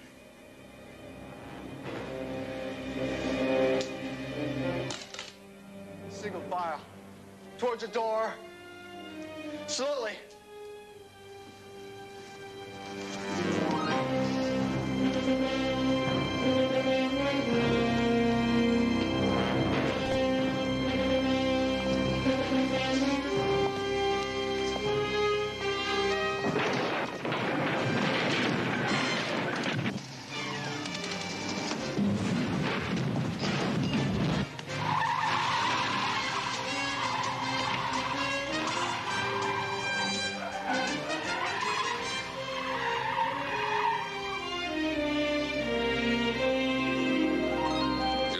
Desk sergeant up there. The way you were carrying on, they were ready to lock you up and throw the key away. First, a rookie cop lets him escape. Then I lose a whole day traveling back from Portland. Hoyt, I had him, and they let him get away. It was an honest mistake, Houston. An honest mistake? So what if he kills somebody else? What if he kidnaps another child? It's gonna still be an honest mistake? Listen, buddy, I am on your side. We're all on your side. Well, just the same. I mean, the kind of help I've been getting here lately, I'd just soon be on my own. Hey! You can lose the martyr routine, my friend, because it just doesn't work. It doesn't work with me, it doesn't work with Roy, or any of the people who are trying to help you. Houston, we know what you went through. No, you don't. No, you don't. You have got no idea what it is I went through, or you would know why it is so important that I do not let this man get away this time. Houston, your nightmare man's accomplice is here in L.A. The FBI flew him in yesterday. Seems like he's implicated himself in 20 murders in Southern California alone. Me and Bart, we did a lot of killing the last couple of years. What did you do with the bodies? Different things. It all depended On what? on how Bart felt about them. He mostly buried the ones he liked. Yesterday, Billy took us on a tour through Angeles Park, gave us what he said was the precise location of 7 unsolved murders, described a dozen more around the state. We didn't find anything. Why'd you kill all those people, Billy? Lots of reasons. Money, food, cars, clothes, whatever. Kid's lying through his teeth. We have no proof that Bartholomew or he murdered anyone. Billy Boy just wants to look important. Sometimes I'd kill him for no reason at all. Just to do it. Bart didn't like it when I didn't have a reason. He whipped me good. Bart always has a reason. Bart. That's your nightmare man, Matlock. Just Bartholomew, no last name. Where do you suppose this Billy linked up with him? Don't know. His last name is Collins. Or so he says. CJ's running a check. He has no public record under that name. Whose idea was it to kidnap Patrick Denton? Bart's idea. We needed to raise some money for our dog ranch. Bart let me help, though. He also left you behind, Billy. Bart left you behind to take all the blame. All right, this is the part we're waiting for. What are you talking about? I'm talking about someone you trusted, who's just left you in the lurch. He didn't leave me in no lurch. Then where is he, Billy? He's right here in L.A., waiting for me to get out. We agreed to meet at this place if we got split up somehow. The Cape Cod Inn, room 15. 15 is Bart's lucky number. Not anymore.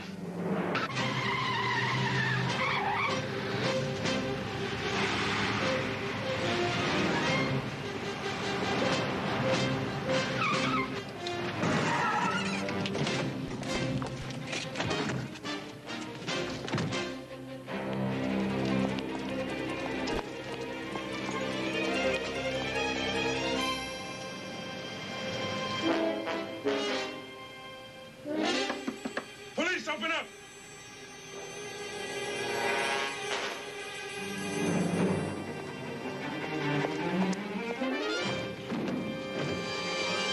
Don't shoot! Don't shoot! Don't shoot!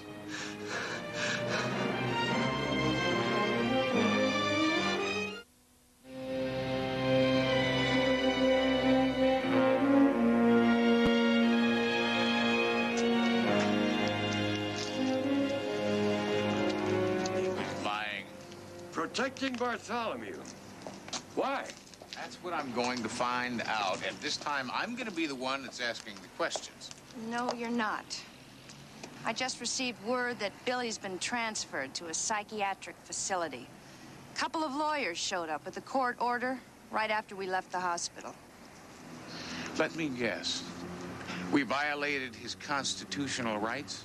They say Billy's mentally ill and incapable of understanding the consequences of any confessions. Come on, Billy knows exactly what he's doing. And he is the only one that knows where Bartholomew is. Now, he's just playing games with us. Maybe. It doesn't matter. They'll never allow us to get close to that kid again.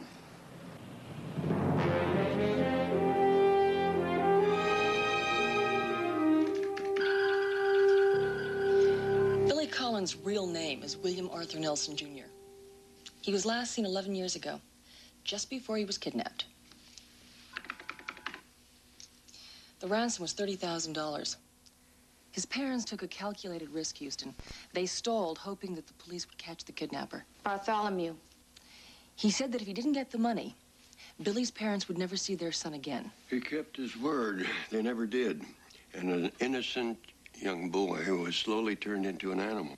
We think your nightmare man's been blazing a trail of terror across this country since before he kidnapped you, Houston. Assaults, robbery, stealing cars, rolling drifters. Who knows how many homicides? And at least 3 kidnappings. And Billy is the only link that we have to put an end to all of it. Well, both his parents are dead. He has no other family. Except Bartholomew. Now, do we know what psychiatric facility they're holding Billy in? Meadow Oaks, a respectable facility, so I hear. Look, Houston, I mean, even if you could get in to see him, Billy's not going to tell you where Bartholomew is. He worships a man. He may not tell me where he is, but he could possibly lead me to him. You try to break that kid out of Meadow Oaks, you'll have every FBI agency in the country on your tail. Then just tell me how hard it would be to get in to see him. With the courts involved, you'd have to be committed.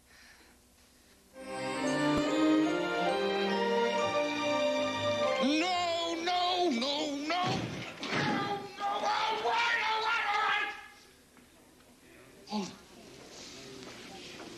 I promise. I'll go quietly. I promise. All right. Come on. All right. Thank you. So I lied. Will you tell me where the men's bathroom is? New patient? Yeah. No. Houston. Matlock. Manic depressive. Dr. Becker admitted him. Nurse. Better take him to the siesta wing. Sweet dreams. They drug everything around here. The water, the coffee, the gelatin, the beans. What are you in here for? I'd rather not talk about it. Yeah, well, I'm just in here for a tune-up myself. Every now and then I kind of fritz out, you know. My wife checks me in here. It's not so bad. It's kind of like a vacation. How long have I been in here? Oh, a couple of days from what I know. They always try to stabilize you for the first 36 hours. Sleep therapy, they call it. See that guy over there? That's the professor. He's a bona fide genius. Particle physics, I think. What's he doing in here? Oh, some kind of short circuit. He's terrified of being touched. It sends him into a rage. He's afraid that if he comes in contact with another human being, he'll explode. They use the coffee for shock therapy. Right. We got a murderer upstairs. A new patient? He came in just before you. They're treating him like some kind of celebrity. I mean, he's got Ward C all to himself. What do you have to do to get into this Ward C? From here? Well, you have to be sick or hurt. It's the infirmary.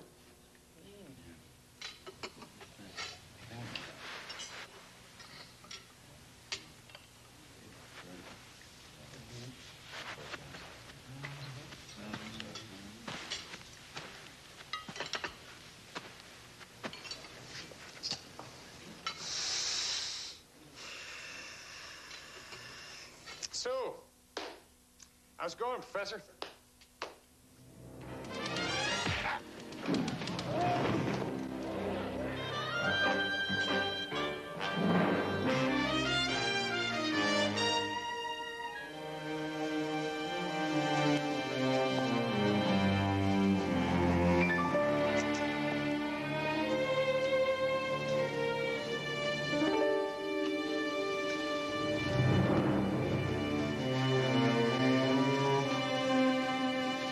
What are you staring at? Get out of my face.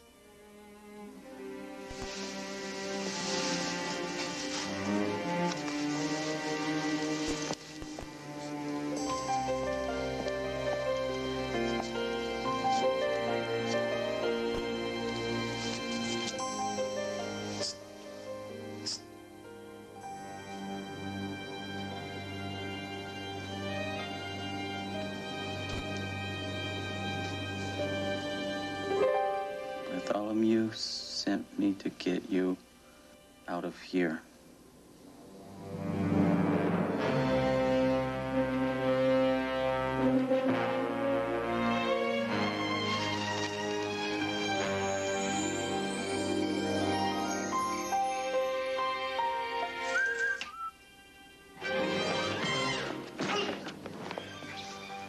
One sound and I'm gonna break your neck.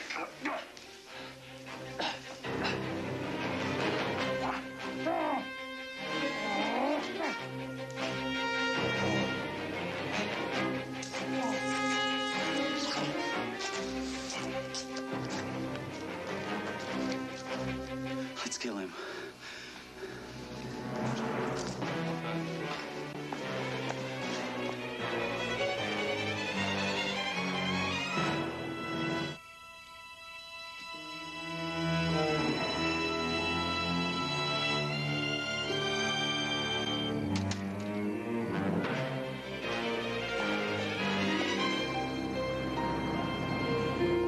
I want every available man out there looking for him. Sir, one of them is on our side. Wrong. He's guilty of aiding and abetting, Lieutenant. I just hope we don't find out this was some kind of a conspiracy. Cassidy, the memory of this man has haunted Houston all his life.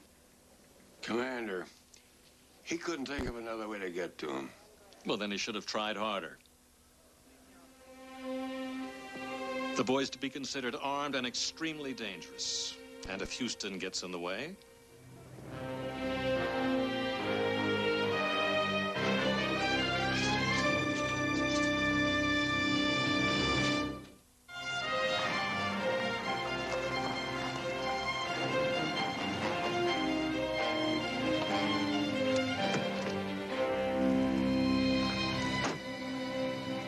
Thank you. Hell of a place to stop. Yeah.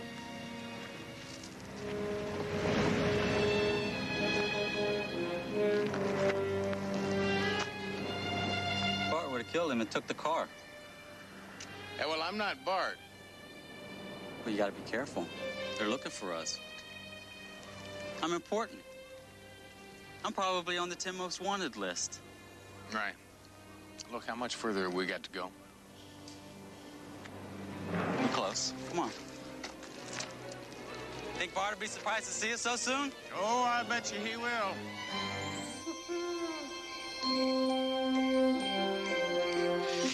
Me and Bart hid out in here 3 days once. It's okay. They'll never look here. We even hid stuff just in case. We've hid stuff lots of places.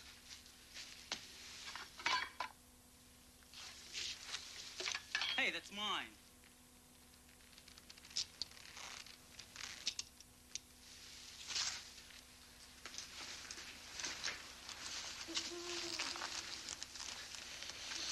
I thought you told me this was close to where Bartholomew is. It was. We passed it.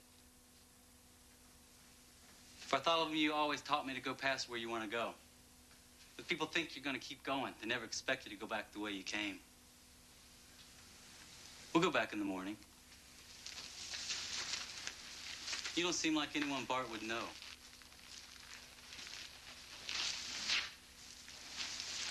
Well, I'll tell you. Oh, Bart and I go back a long way.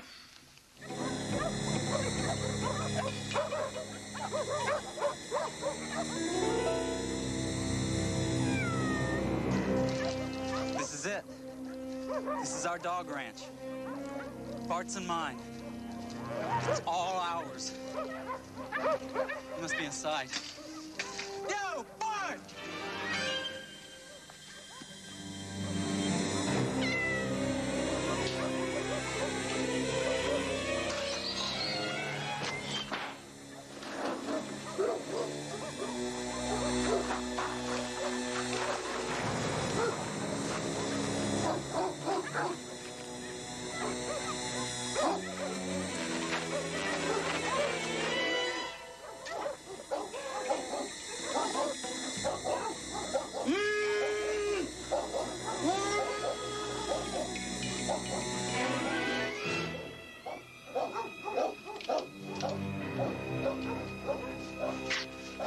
He said he knew you, that you sent him to fetch me.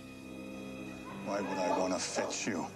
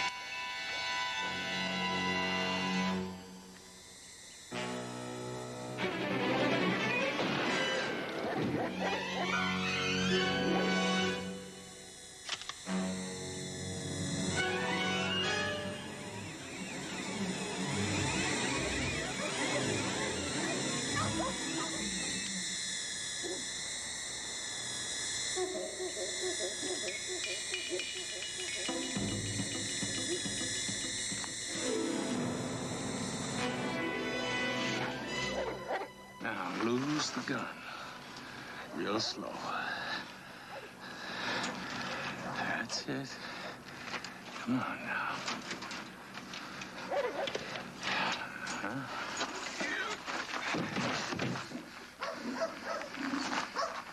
Circles. This is how I started, too. With a revenge killing. And then it got easier and easier. With the jawbone of an ass, I've slain 1,000 men. Now you just terrorize little boys. Like you.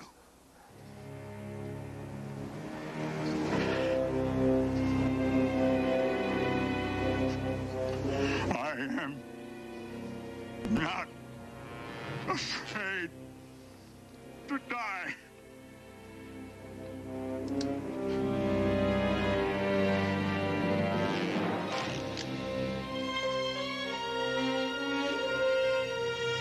Put my hand to it!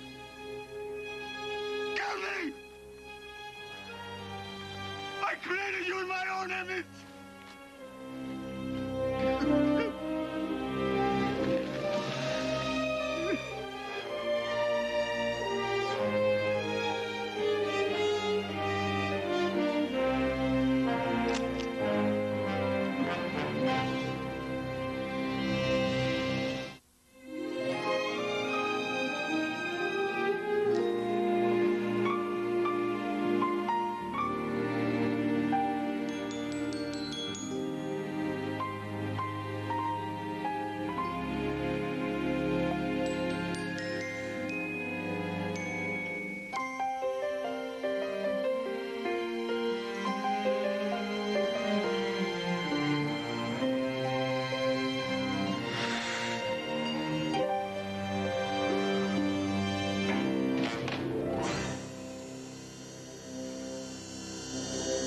It's time, little Madeline.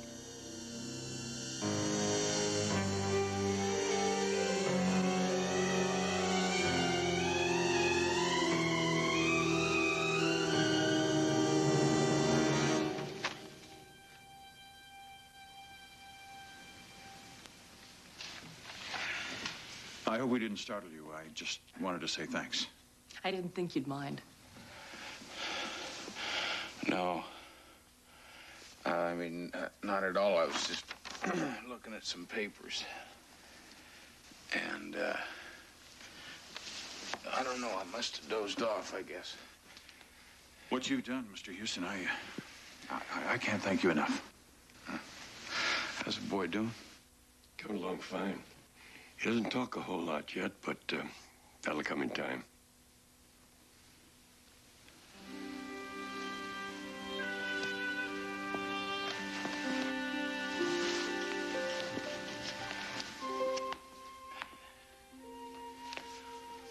Hey, buddy. You know, I told you I'd get him. And that he wouldn't come back. He comes back. My dreams. I know. But he won't always come back.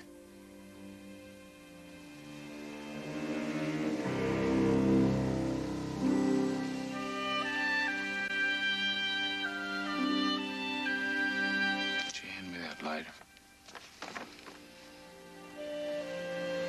Oh. Yeah.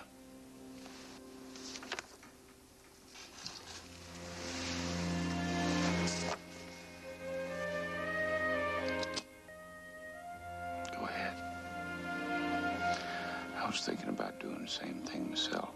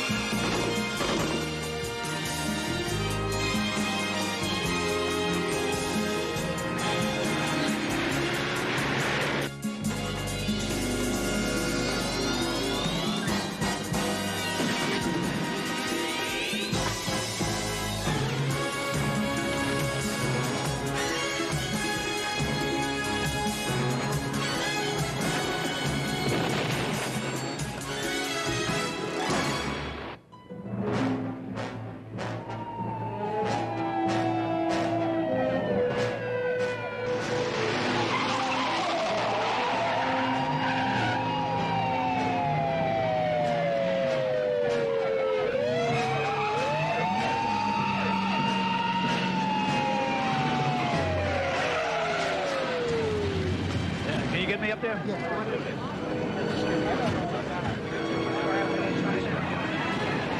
This is Bill Robinson from KPRZ News, reporting live from the Osaki Hotel, where a man has perched himself on the roof and is threatening to jump.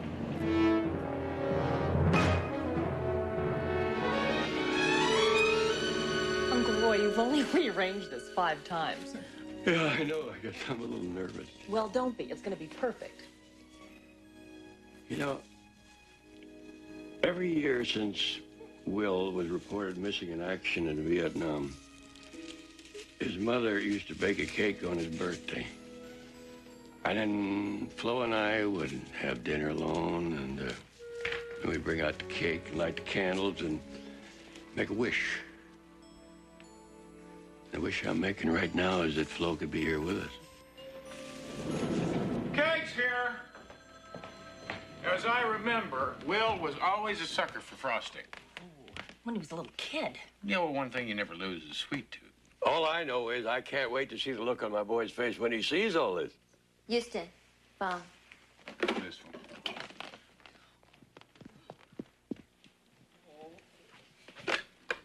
Houston. This is Lieutenant Zach Manson, Police Department. I'm at the Osaki Hotel. Got a man sitting on the edge of the roof here threatening to jump. Well, I don't quite understand, Lieutenant. Well, why are you calling me? He says he's your cousin Will. Will Houston. The only 2 people he's agreed to talk to are you and a lawyer named C.J. Parsons, but nobody else, especially his father.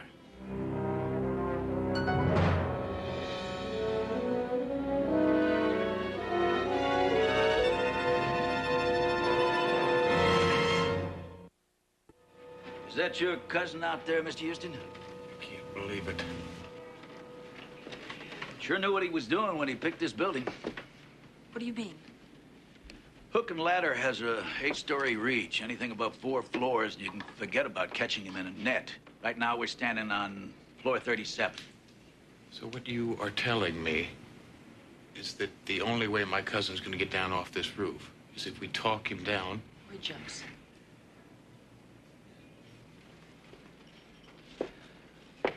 Do you know why he would do something like this? Yes, I do. He spent 12 years in a prison camp inside of Cambodia, and he was just rescued 3 months ago. CJ, get a hold of the VA. They've got psychiatrists who specialize in this kind of thing. I'll get the best they have as soon as I can.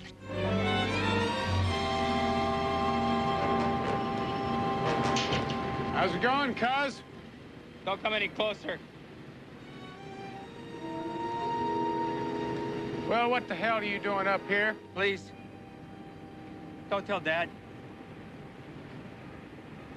Sounds like we're kids again, and I just bent the fender on his Buick, huh? I don't think I could take him seeing me like this, Matt. I won't tell him. All those years, locked up, caged like an animal, bent over and shackled. Only thing that kept me going was thought of coming home. But home isn't home anymore, Matt. Will, I know what you've had to go through to adjust, but you've got people that you can lean on here, people that want to help you. I'm 35 years old today. Some happy birthday, huh? What have I got to show for it? No wife, no kids, no... nothing.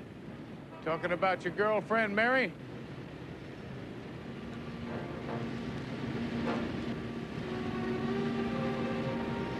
She went away.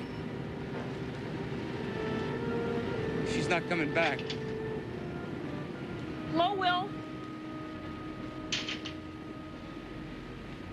The VA is on the way.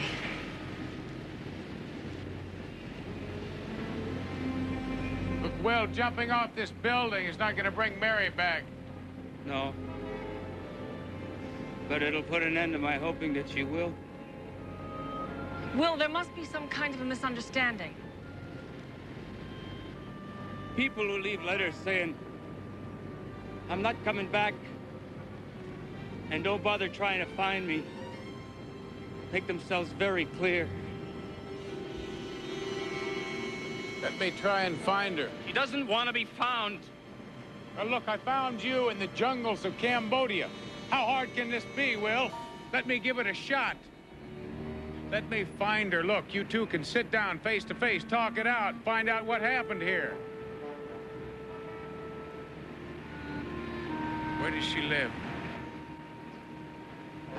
On a houseboat. In the marina, someplace. I don't know. She always insisted we meet at my place. Well, you gotta promise me something. Don't ask me to come in off this ledge, Matt. I can't be with the rest of the world. Just promise me that you're gonna be here when I get back, all right? No deals.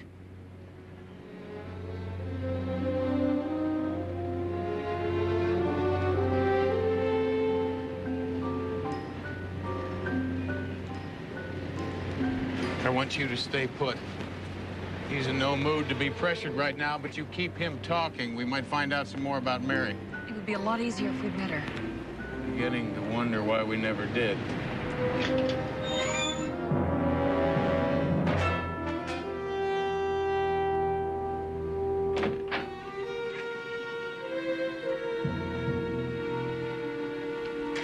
Uncle Roy, how'd you find out? When you and CJ hightailed it out of the party, it didn't take a brain surgeon to figure out something was wrong. My son is getting ready to jump off the roof, and they won't let me talk to him. No, sir, you can't go down there. You can't talk to him right now. Will is all mixed up inside and hurting. I'm hurting too, and I'm going to talk to my boy. No, you are not. But don't you understand? He doesn't want you to see him like this. I mean, you go out there right now, and he may jump. How many more payments do I have to make on my son, Matlock, before I get him back? I don't know. Just listen to me. Look, if you really want to help him, let's go talk to his girlfriend, because right now it seems like she may be the only one that's going to talk him down off the roof.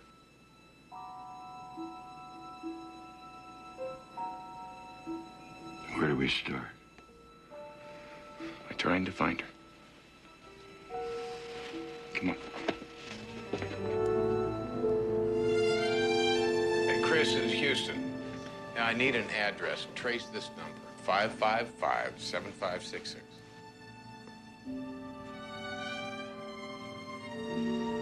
Look, when you get it, please, give me a call on the mobile phone. Thank you. You sound like you came up with something. No, this is one of those automatic phones. It dials up automatically numbers that are frequently used. Look, it's got your number, my number, and Mary's. When I tried it, there's no answer. I found this in the bedroom. It's a bank book for a joint account named Will Houston and Mary Atkins. There is 12 years of back pay in that account. There is a bank statement of Will was over here with some unopened mail.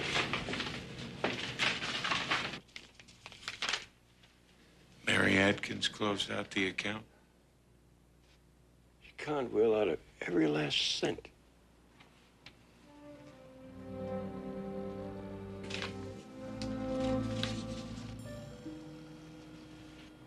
The question is, does Will know that he's been suckered? If he didn't know, he'd have jumped already. She must be one hell of an actress. I hope so. Because if we find her, she's going to have to give the best performance of her life to get Will down off that roof. Not if. When? Mary's got a little boy, Johnny. Cutest little 6-year-old you ever met. His dad was killed a couple of years ago in a plane crash. It's like an instant family for me. Sounds like you love them both very much.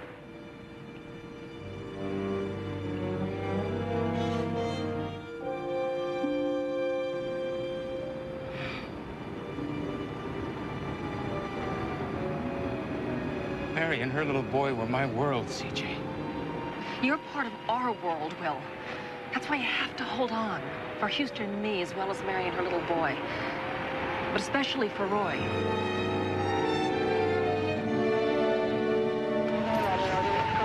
What do you know about that guy up on the roof? Don't know anything about him at all. Photographer? Yeah, Tattletale magazine. Here we go. I bet this guy knows something.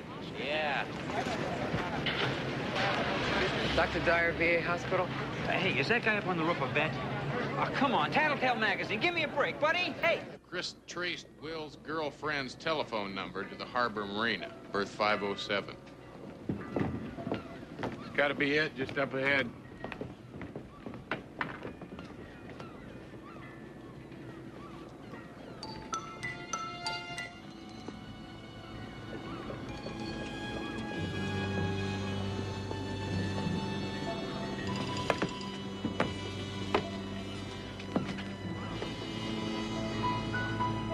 You boys shouldn't have gone in there.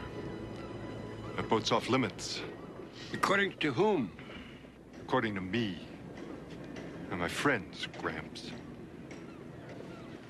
Now, why don't you and Pretty Boy explain what the hell you're doing? Well, why don't you first tell me who he or she is that's so scared it needs a goofy-looking bunch like you to protect them? Boy, you could have been a little more diplomatic.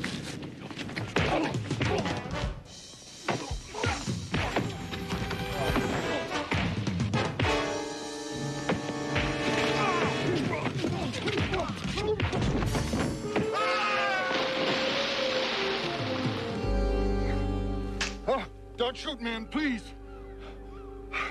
The houseboat belongs to a guy that hangs out at a bar on the other side of the marina, the dry dock. What's the guy's name? Fiskus. Joe Fiskus. Come on, get out of here. Let's drop by the dry dock. I'm buying.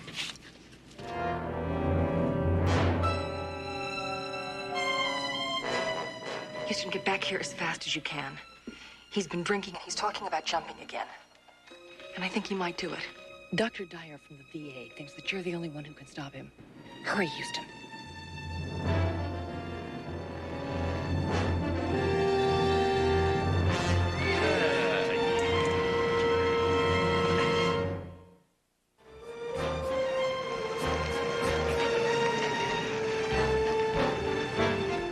Now, look, just promise me you won't do anything on your own. But I ought to go up there with you. We have been through that before. You know what might happen if Will sees you up there. Now, just promise me. All right, I'll wait at the office. Thank you.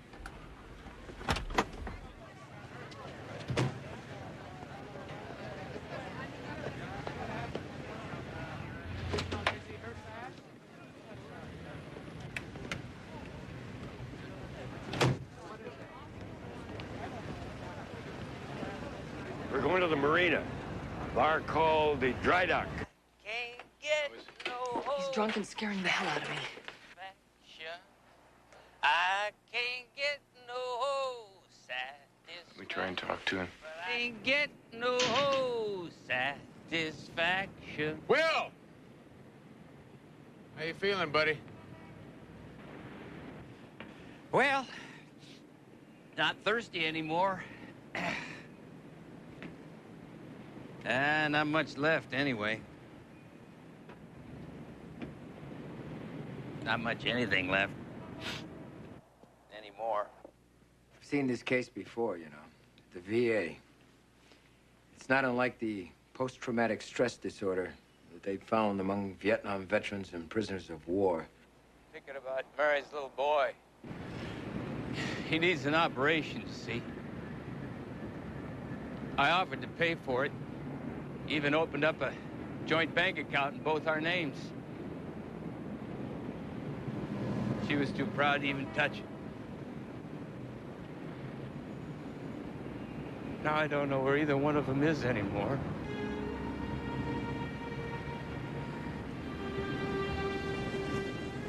It's getting cold up here. Take my jacket, Will. No, really. Take it. Please. Here.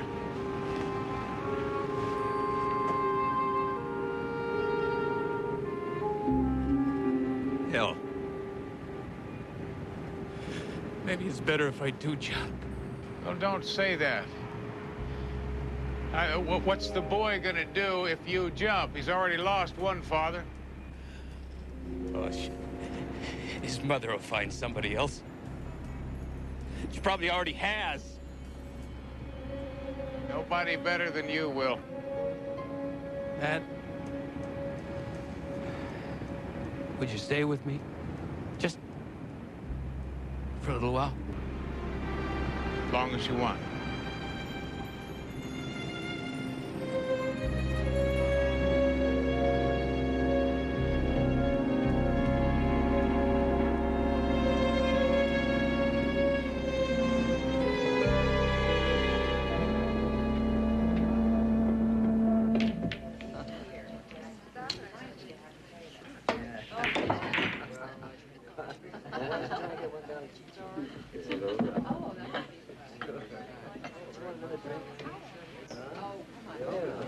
What'll it be? Information. I'm looking for Joe Fiskus. Hey, Fiskus, someone's looking for you. She cute? It's about my boy, Will Houston.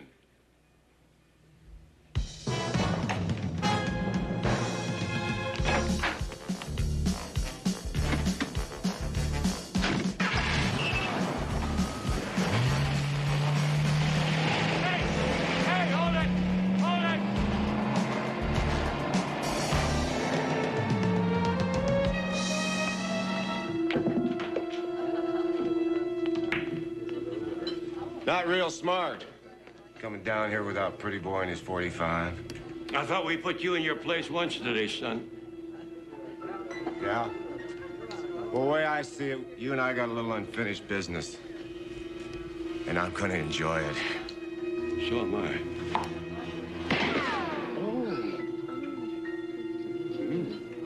Next time I'll aim a little higher.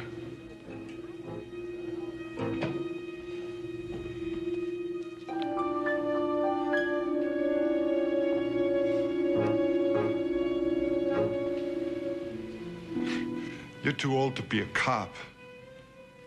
You're the one Fiskus conned? No, he conned my son.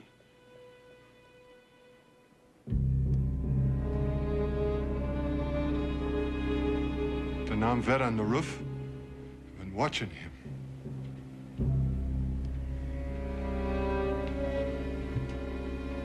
The reason I came back from Nam, only half crazy, is because I wasn't any good before I went in. It's guys like your kid that it really ate alive. I bet he volunteered. Thought it was all a big John Wayne movie. Yeah, he had a bunch of ideas like duty, country, honor. Well, you go and tell your boy that John Wayne is dead. He sure the hell is.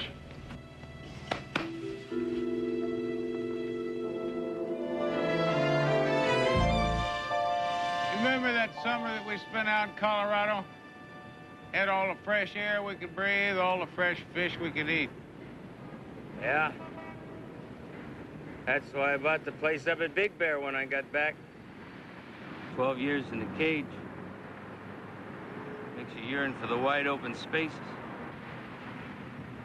At least you don't have to worry about your daddy catching us smoking cigarettes behind the garage anymore. Remember, I got the lecture of my life. Yeah. I got the licking.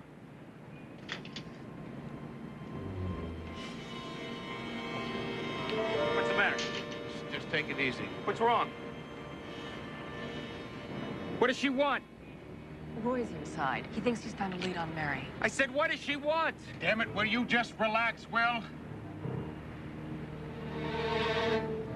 Look, I'm telling you, if I'm gonna find Mary, I've got to get out of here for a little while. Take it easy.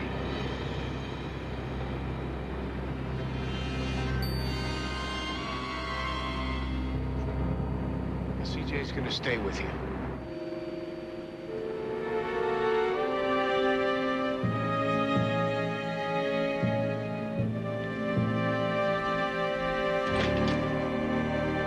How is he? Well, he's all right for now.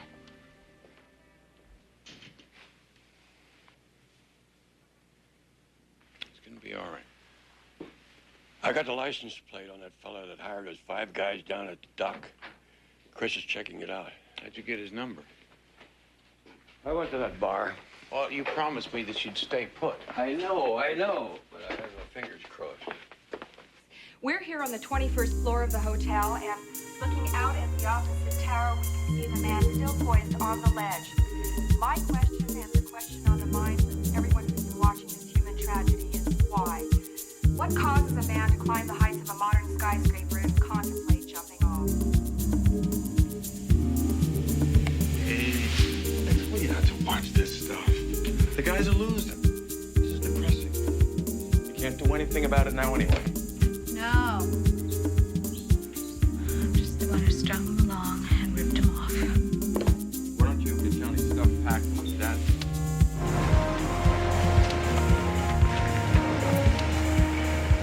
Can I trust you not to surprise me this time? I'm sounding like my uncle. Walk in the rear.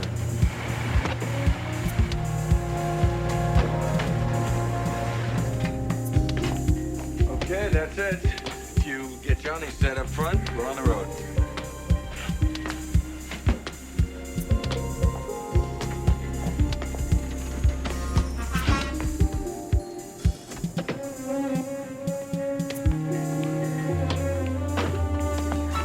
Holly, get in and drive. Hey! Come on, move! Move!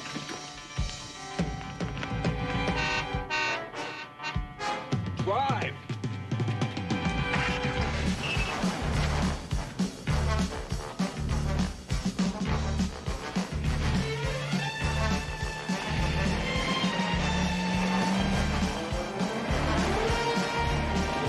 Look out! Go! Go!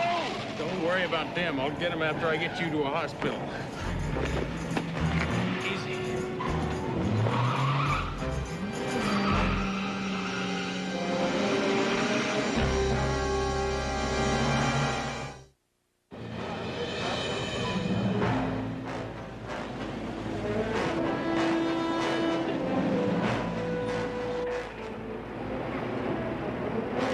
Ain't that a shame?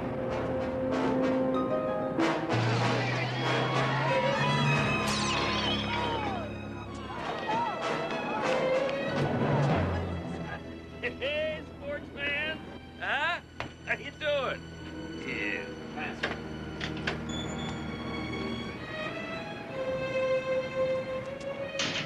Will, I've got black coffee. Have some. I got something better.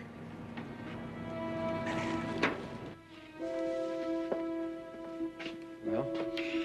I hope he doesn't have another bottle of that 100-proof courage in that sack. If he gets any drunker, he may fall off. Huh? Oh, great. This is all we need. Doctor, get away from that window.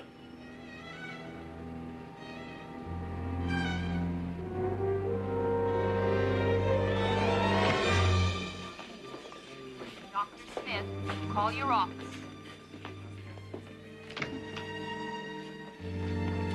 Your uncle is a lucky man, Mr. Houston.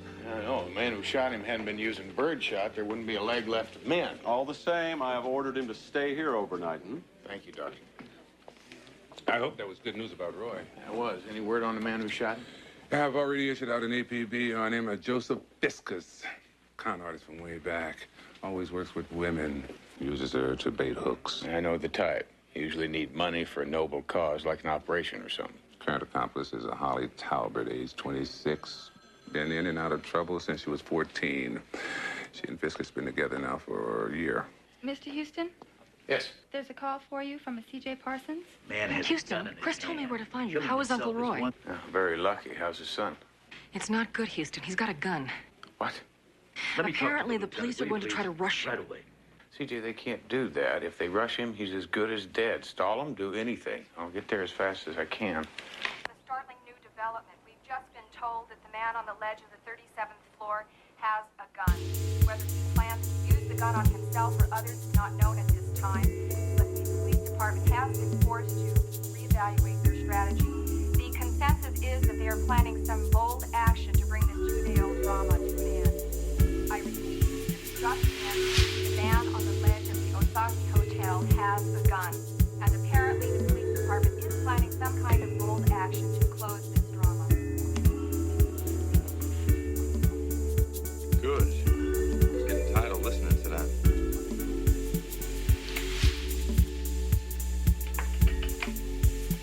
want to quit. Fix me a drink, will you? You didn't hear me. I said I want out. I don't believe this. You're all shook because one guy is threatening to off himself?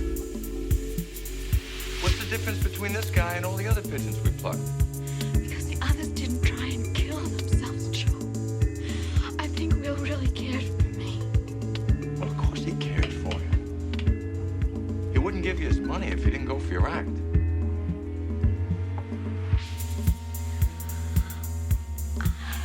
I'm not so sure it was an act. Will was different from all the others. I want you to keep this entire area clear. Now, we've waited long enough, Miss Parsons. Manson, if you rush this young man, you're gonna kill him. Yeah, well, better him than somebody else. Oh, that's a pretty cavalier attitude, Lieutenant. TJ is right. If you rush him, he will jump. That's the same thing as murder. That man has a gun. Yeah, well, he won't use it. You don't know that. Does anyone care what I think? Now, if anyone can get that gun away from him, Mr. Houston can. What? We'll trust him. He believes in him. You don't have the authority to decide that. I have the authority, Manson. I take full responsibility. I can make it official with one phone call to headquarters.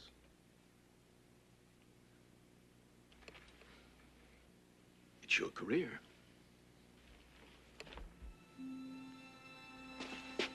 Thank you, officer. Houston, they found that camper belonging to Fiscus, abandoned on Highway 18. CJ, Highway 18, that's near Big Bear. I think so. Why? That's where Will's cabin is.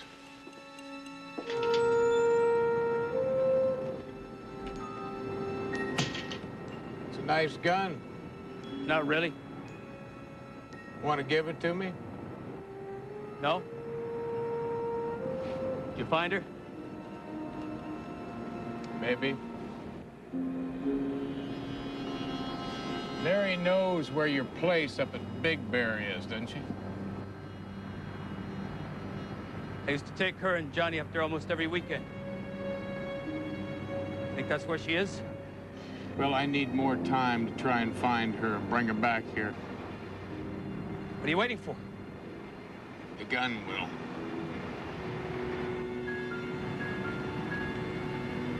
I don't even know why I brought it up here. I remember the first time they issued me one of these in basic training. It scared me to death. Funny how you get used to things.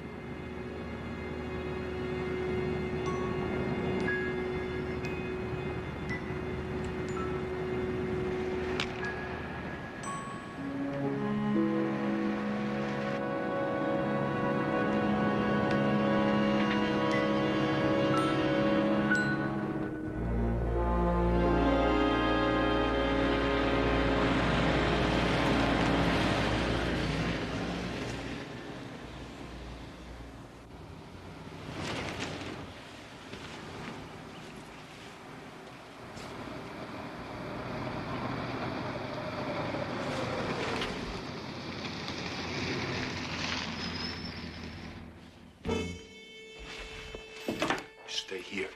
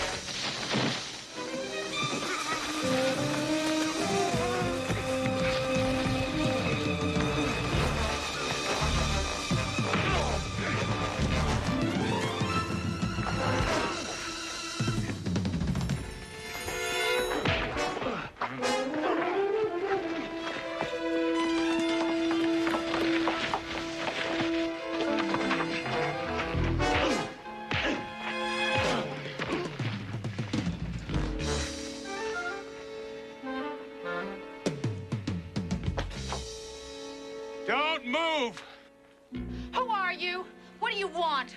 Understand that you are a friend of my cousin, Will Houston.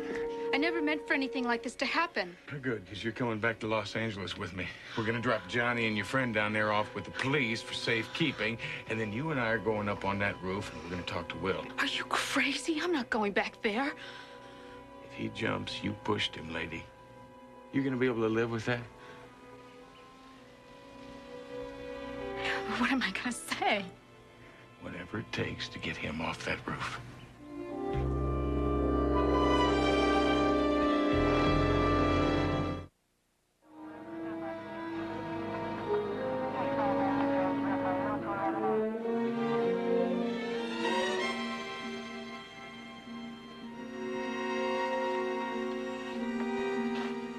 I thought the doctor told you to stay in bed. I couldn't stay away. That's my son out there. I'm sorry. I didn't mean for it to go this far. That doesn't matter. All that matters now is that it doesn't go any further. What if he doesn't believe me and... Well, you just think of him as a new mark, huh? With a 5-figure bank account that needs clearing out. Oh, thanks. I wasn't feeling quite low enough. No, you listen to me, lady. I grew up with Will. I've known him all my life, and I love him very much. I don't know if that word means anything to you or not, but I sure hope it does. Because you're it. Whether he lives or dies depends solely on what you do and say out there on that roof. Now, let's go.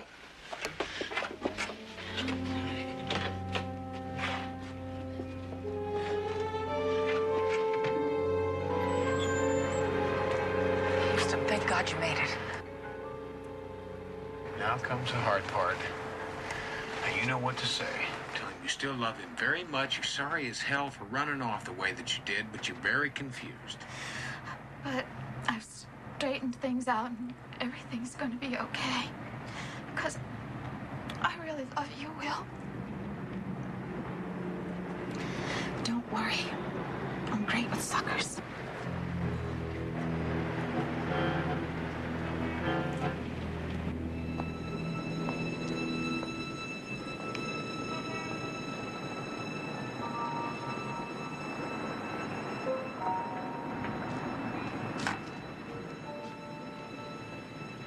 Hi. Hi.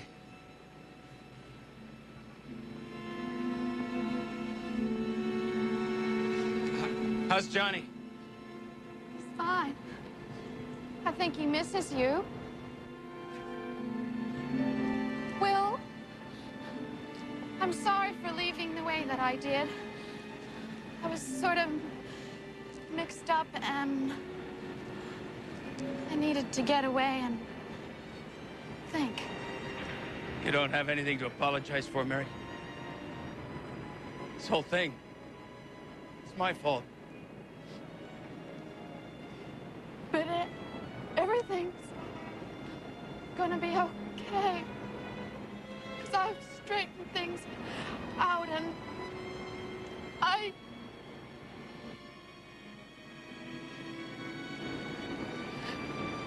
Why do you have to keep looking at me like that? Because I love you?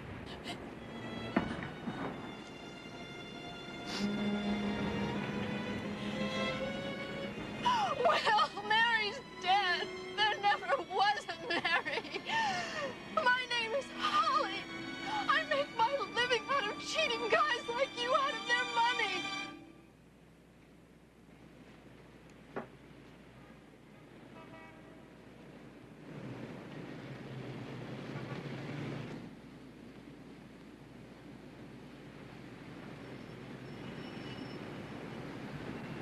I don't believe that. Yes! What's it gonna take? A ton of bricks falling on your head? Will, it's the truth! Matt? Is it? Yes, it is. Never was a Mary, Will. You mean there was never anything happening between us?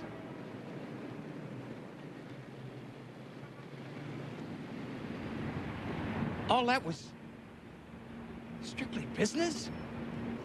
Not that it matters anymore, but just for the record, I think you're the only man I could have ever loved. I was hoping this would be a lot easier, Will. But now you know. Now you know what the score is. Oh, yeah. Yeah, brought you in living color. Just a scam. No! Not a scam. Dad. They told me if I came up here, you'd jump. If you do, I'm coming right after you. Dad. I let you down. Never in a million years. Let's go home, son. Dad, I... Please, Will. Let's give it a chance, huh? Give us a chance. It's gonna be pretty damn lonely around here if you and your dad jump.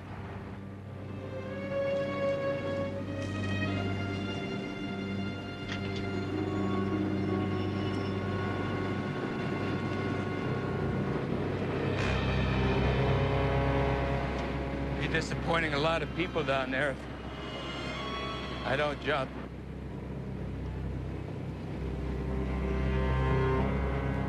Please, Will.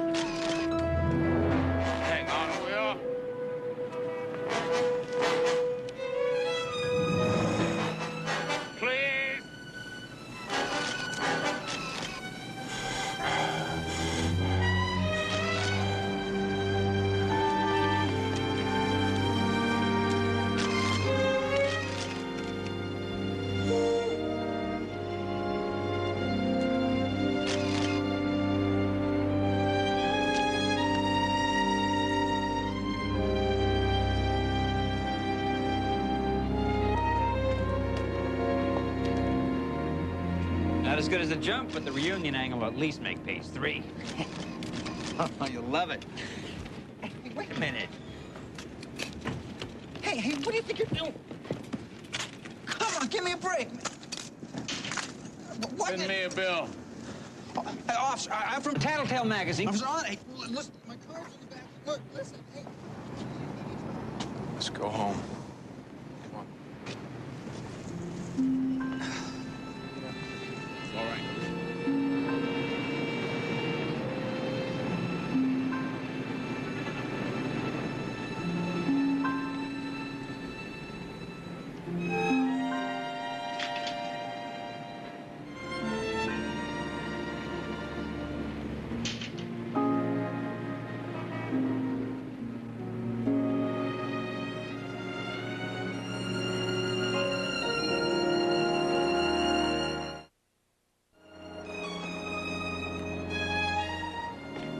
Yeah, Holly and Johnny are back home in Tucson with her mom.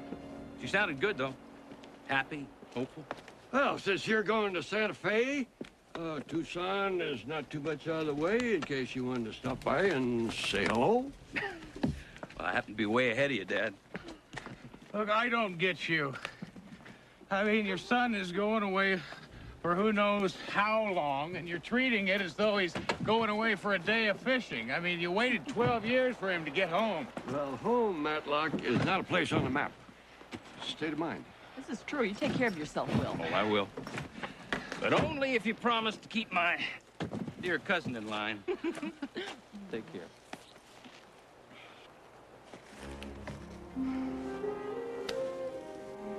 Don't even know where you're going, do you? Sometimes it's better that way.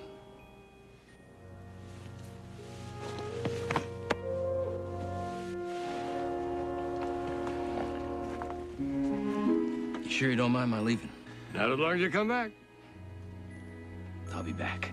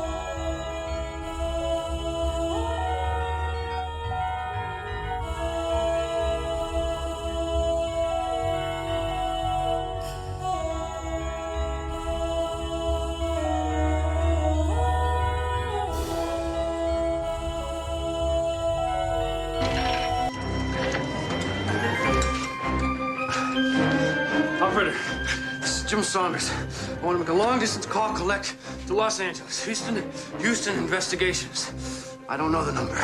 Miss C.J. Parsons. Tuesday, this is the best suntan lotion in the world. My boyfriend said these salmon eggs will catch anything that swims. This insect spray is guaranteed to give the bugs malaria. Well, thanks, you two, but this is just a one-week vacation. I'm not going on a 6-month expedition down the Amazon. I have here a Mississippi night crawler, considered ambrosia by our pescatorian friends. You little rascal, stay there. Right. Yeah, my hands are full, Uncle Roy. Well, don't worry. I put 50 of these in the trunk of your car. They thrive in the dark. That's good. Thank you. I'll see you all in a week. And look, if something important comes up, you... Houston, forget it. You have canceled this trip 4 times. Nothing's going to come up. If it does, we'll handle it. Bye.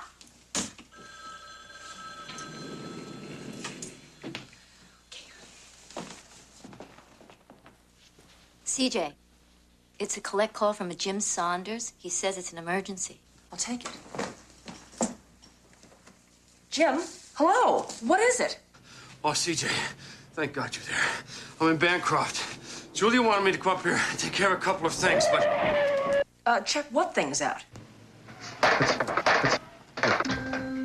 Hello?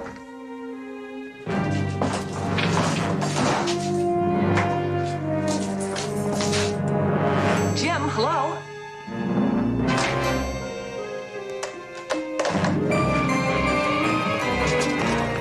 That's my car!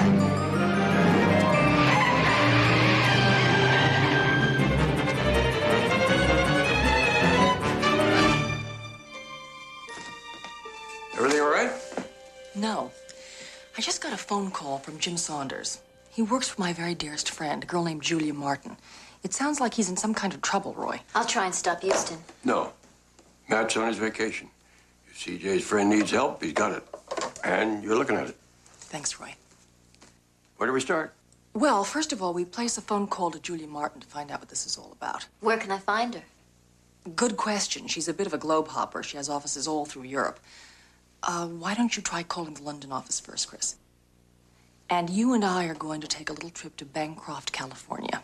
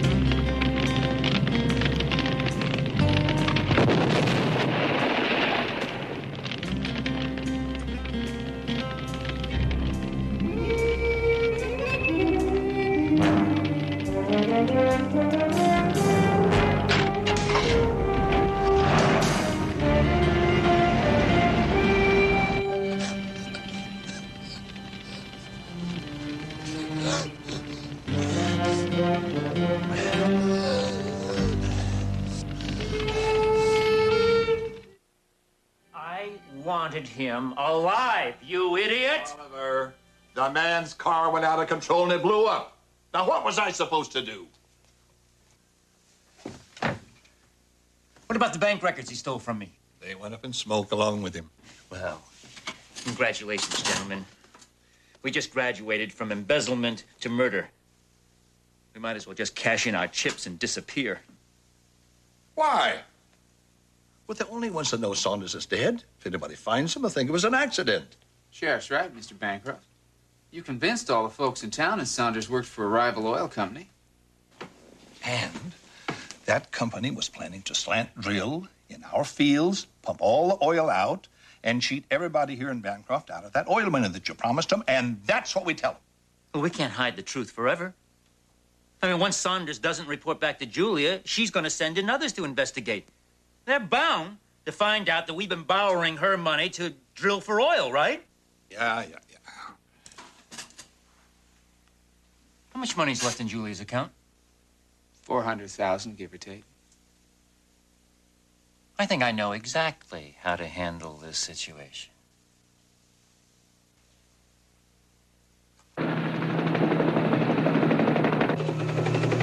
We'll be in Santa Barbara in about 15 minutes. Did Chris arrange for a rental car? Yes, but she warned me it's no limousine.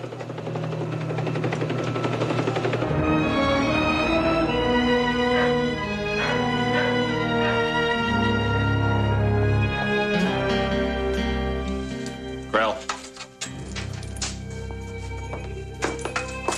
Take Saunders' car up to that old shack behind the landfill. Stash it in there. And hey, get out of uniform. Okay?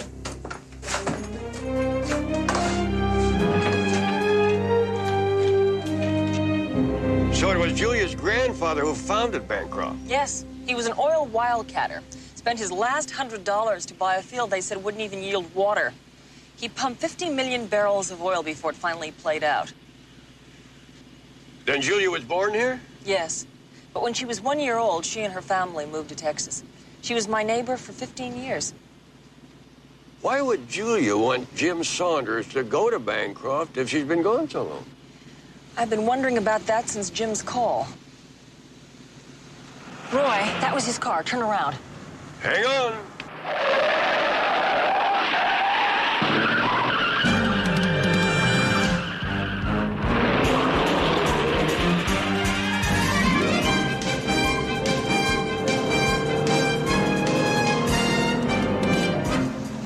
You sure that's Jim's car? I sure am. It's got personalized license plates. Well, in that case, he won't mind saying hello to an old friend.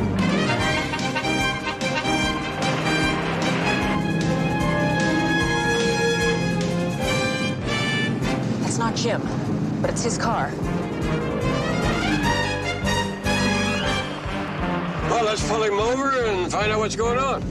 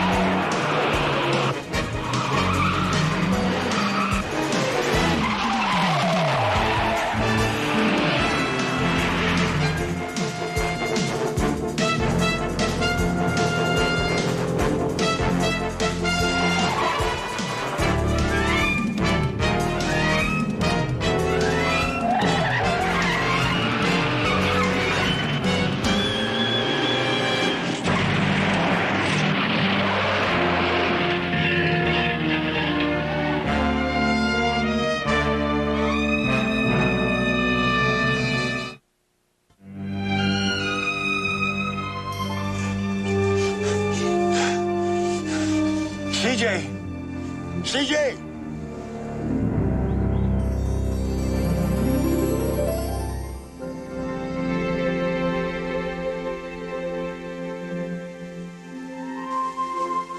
I can't stand it. Open it. I can't. Not ever? Julie, it's too thin.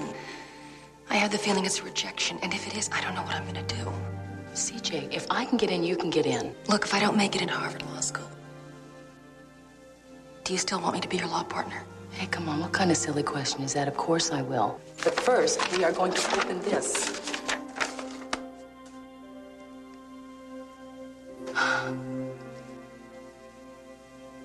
Well, you're in.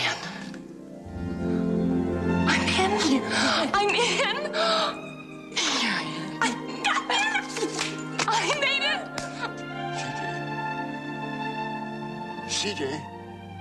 CJ, are you all right?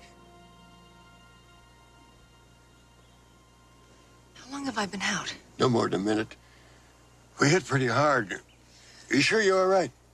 What about Jim's car? It's gone. Roy, something terrible has happened to him. Well, I think maybe this will get us back to Bancroft. I'm gonna get to the sheriff's office. Everyone start to find some answers.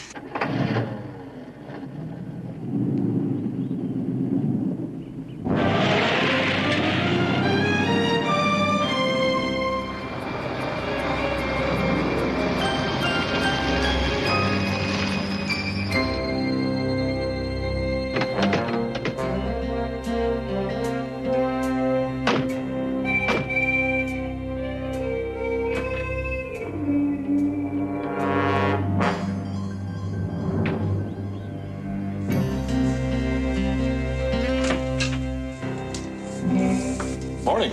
Howdy. We are looking for a visitor to your town, young fellow named Jim Saunders. Tall, early 30s, dark hair. Aha. Well, now, this Saunders fella, does he drive a spiffy silver sports car? Yes, he does. That was parked in front of the hotel yesterday. You might inquire over there. Have you seen him today? No. Are you sure about that? Do you have some reason for doubting my word? I'm sorry, but Jim called me yesterday and asked me to meet him here. The conversation was cut short. It sounded like he was in some kind of trouble. Trouble? And a few minutes ago, some stranger driving Jim's car ran us off the road. Huh. Well, it does sound like you have cause for concern, and I'll look into it. But I gotta warn you, I'm only a two-man department, so I can't make any big promises, but I'll ask around. Well, thank you very much. We appreciate anything you can do.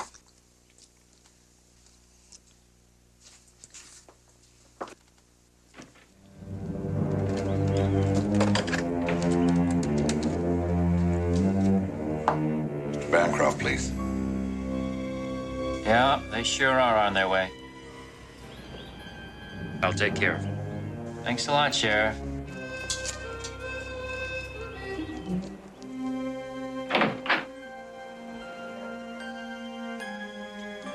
Good day, folks. Welcome to Bancroft. Help you? Howdy. We're looking for a friend, a young man named Jim Saunders. Yeah, he checked in yesterday. Checked out a few hours later. Said an emergency came up. Any idea what the emergency was? He didn't say. Interest you folks in a couple of rooms? Yes, I think you can.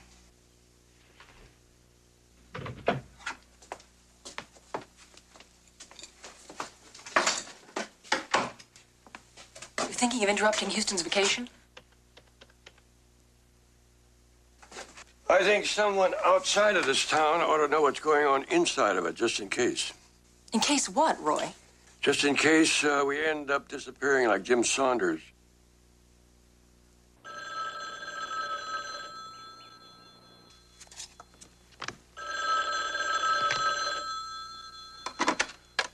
Hello. Hello, Matt. Is that you? Yeah, none other. Uncle Roy, what's up? Well, I feel guilty cutting into your valuable fishing time, but there's something I think you ought to be aware of. Well, why don't you give me a minute to shoo all the love star females out of my cabin? We'll have a nice long chat. I did what you told me to do on the phone. Put them in rooms 22 and 23. And you remembered to disconnect the phone. I tell you what, Uncle Roy, it sounds to me like... Hello? Hello, Matt? I think we just wore out our welcome.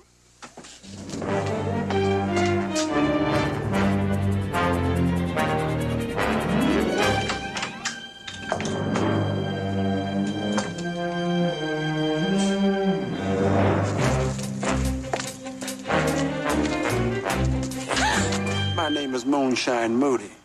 I understand that you folks are looking for Mr. Saunders. You know where he is? Come on, follow me.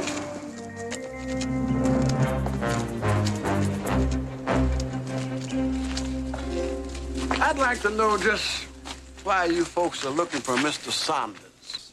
He's a friend of mine. He asked me to meet him here. My name is C.J. Parsons.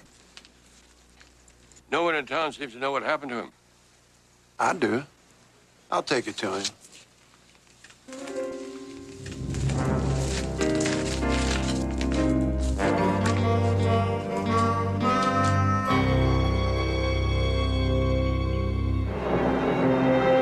What's the word on Julia Martin, Chris? I haven't been able to locate her anywhere, Houston. I tried all her offices.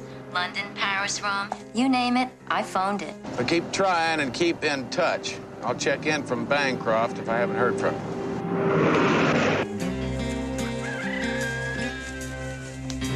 Your friend's in here.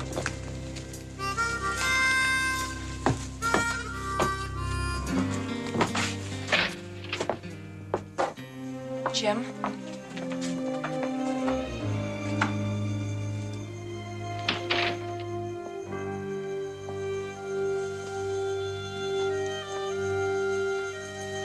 I did my best to help him.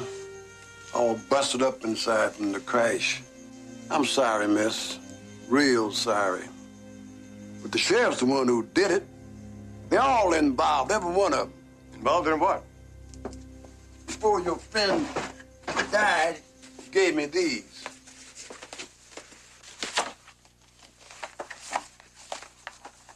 They've been drilling for oil.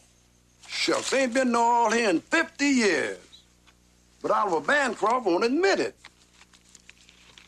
According to these documents, Julia sent $3 million to build a children's medical research center, the money to be held in trust by Oliver Bancroft until additional funds are raised and plans drafted.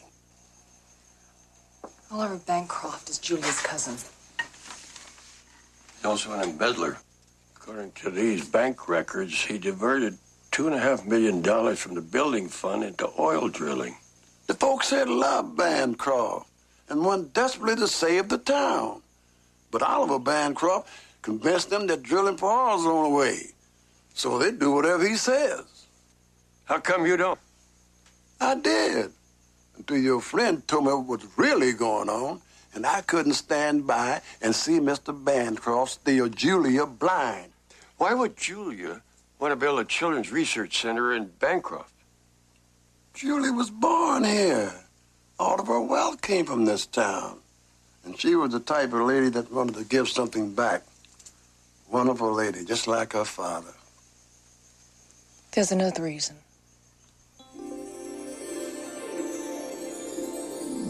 Julia? Everybody downstairs is waiting for you. Hey, we made it, didn't we?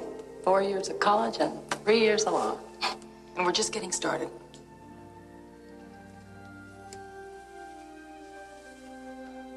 Julia, what's wrong? I'm gonna have to give you a rain check on that legal crusade, partner.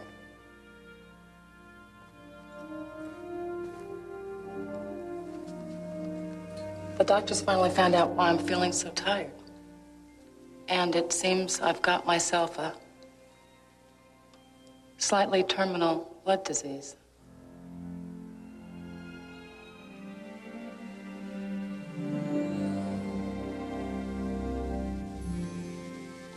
I wanted very badly to leave my mark, CJ. I wanted very bad to leave something important behind. And you will. I know you will.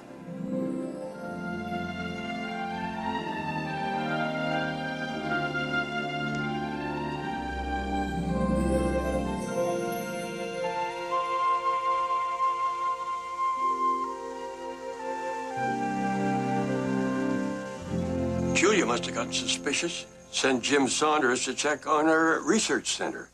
Once he got here, he probably tumbled to what Bancroft was really doing. Mr. Bancroft convinced the whole town that your friend was with a rival oil company out to cheat him. And these people here do anything to protect their little town. That's how come nobody would help Mr. Saunders. Julia trusted her cousin so completely.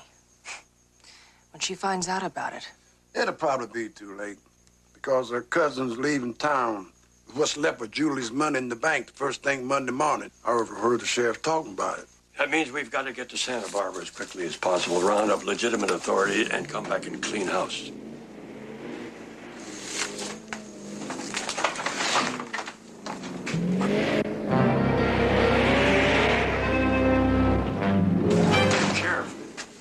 Sheriff, is there a back door?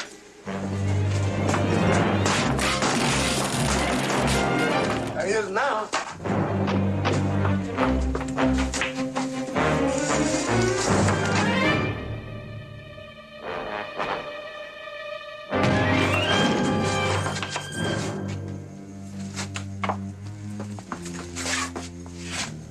Wait a minute, I thought he burned up in that station wagon. Well, if he didn't burn up, those records didn't burn either.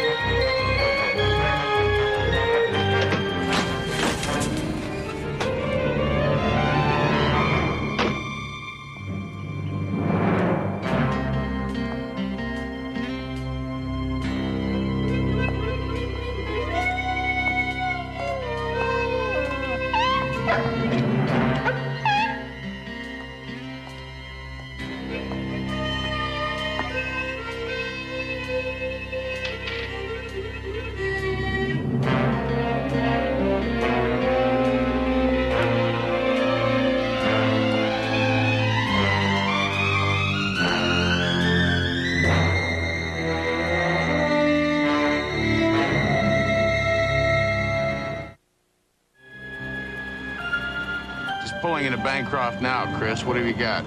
A telegram from Julia's financial advisor in New York asking CJ to meet Julia in Bancroft today. I'll pass that along to CJ when I find her. You don't understand. We've done nothing wrong. Nothing but murder and grand theft? Jim Saunders was the thief. He stole some valuable documents from me and tried to get away. Documents proving that you embezzled millions from your cousin. I was justified in doing that. To save Bancroft and to make it the boomtown it once was, I spent every penny of my own drilling for oil. And then you started using Julia's money. Temporarily. Just long enough to strike oil. That money was earmarked for a children's research center. Research center be damned. I mean, the only thing that's going to save this town is oil. These drilling records and geological surveys conclude that there is no oil. They're wrong. I mean, they said the same thing to my grandfather 50 years ago, and he brought in gusher after gusher. Until all the oil was gone. No. On his deathbed, my grandfather swore to me that he had barely scratched the surface, and he made me promise to keep drilling and put Bancroft back on the map. So you're going to keep your promise by running out with all Julie's money? What do you think your town is going to think when they find out what you've done to them? I don't want to run away. I've dedicated my life to finding this oil. But people like you and Jim Saunders have left me with no choice. Sheriff locked them up. By Monday morning, we'll be on our way out of this country, and they can say damn well whatever they want.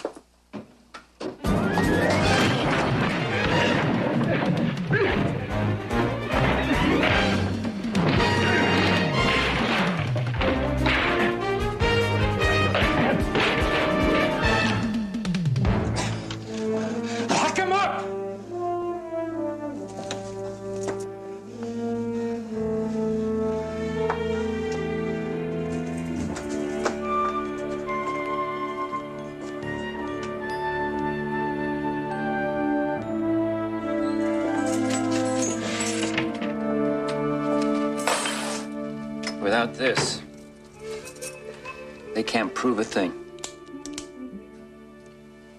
And if they make any more trouble, I'm gonna do whatever's necessary.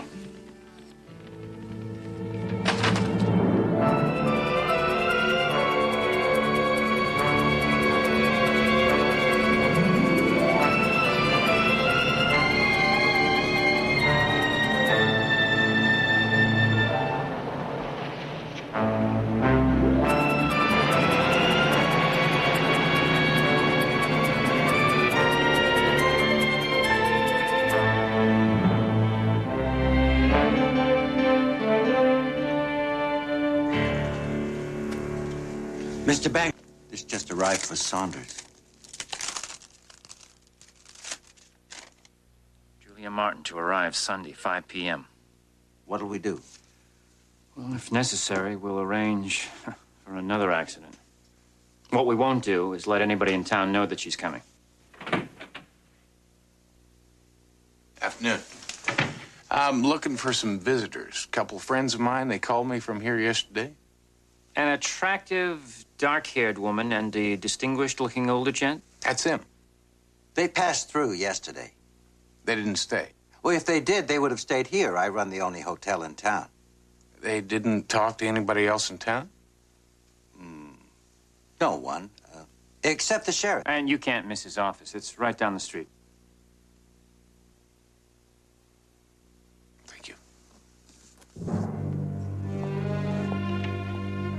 Call the sheriff and tell him to arrange for another boarder.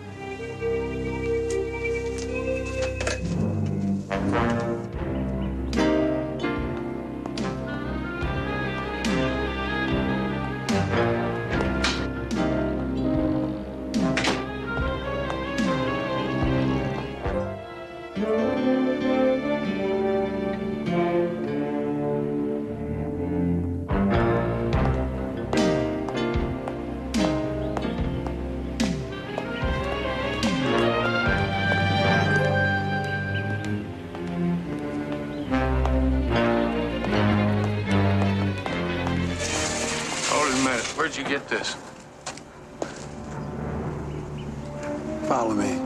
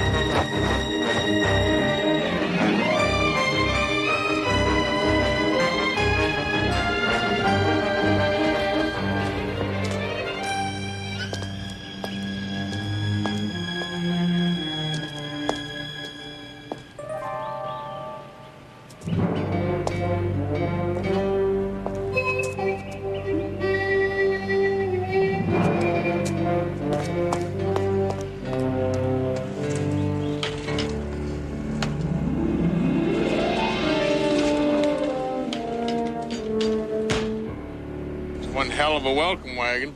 That's all right. But your two friends are in jail. Why?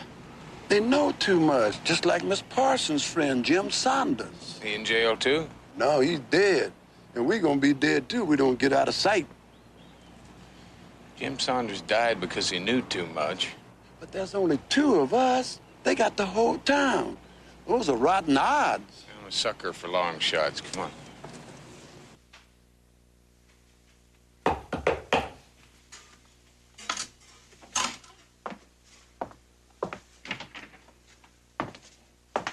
I lost him. You lost him? How the hell do you lose a grown man in broad daylight in a town this size? He hasn't gone far. His car's still here. Well, then go on. Get him before...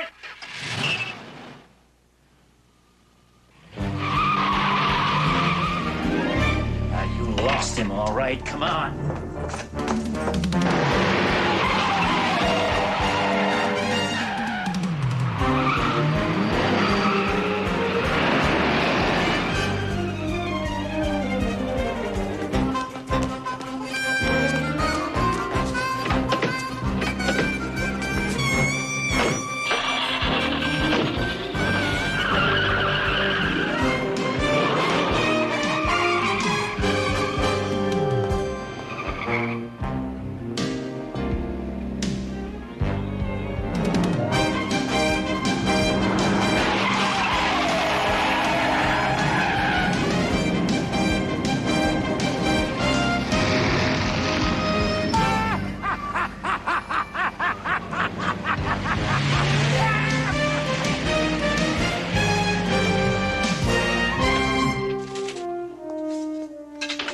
Howdy.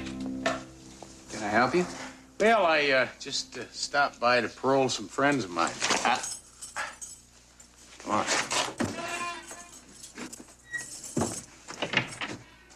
You unlock it. Make it fast. You're spoiling my nephew's vacation. You have no idea how good it is to see you. Give me the keys. We've lost him.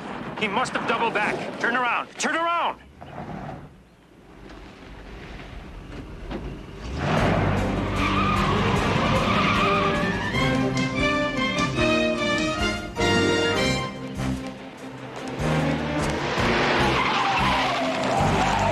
Time for some fancy driving.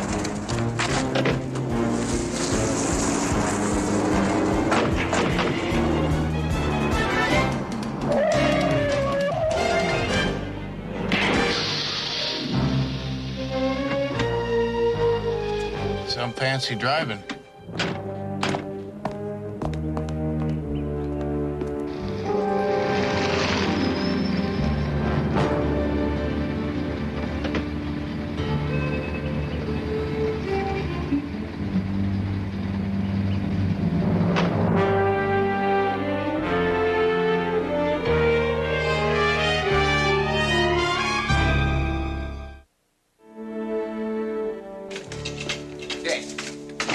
Everything's ready to go. Good. Julia's plane will be landing in less than an hour. Okay, folks, it's checkout time. I'm afraid the Houstons are about to embark on a little trip. One way, that is. As for Miss Parsons, I think it would be pleasant for Julia to see a friendly face when she lands, which will also be the last thing Julia sees. Tell me something. How are you going to explain the murder of 2 innocent women? They'll die, tragically, when Julia's plane is blown to bits in a refueling accident.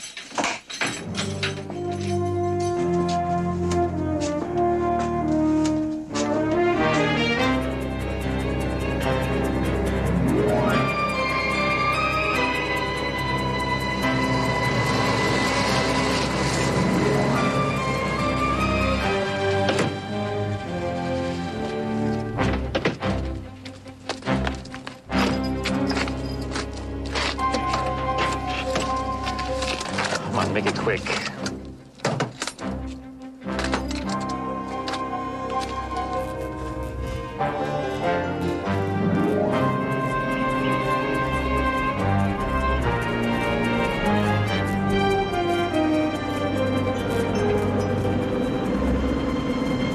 They ever happened to teach you how to slip out of handcuffs?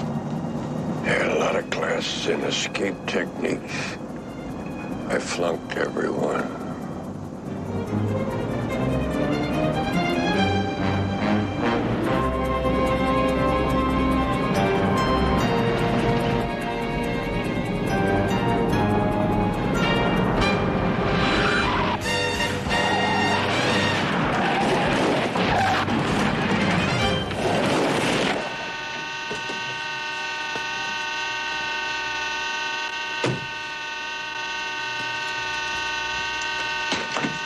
Okay, Sheriff.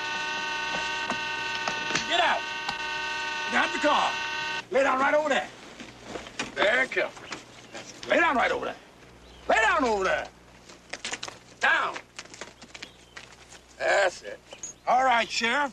I want you to lay down there and be uncomfortable because you ain't going nowhere. Stay right there. Don't tell them that my license expired in 1964. Yeah. Which way to the airstrip? Right down the road, sir. Don't mind keeping an eye on the sheriff for Be me. a pleasure. Be a pleasure.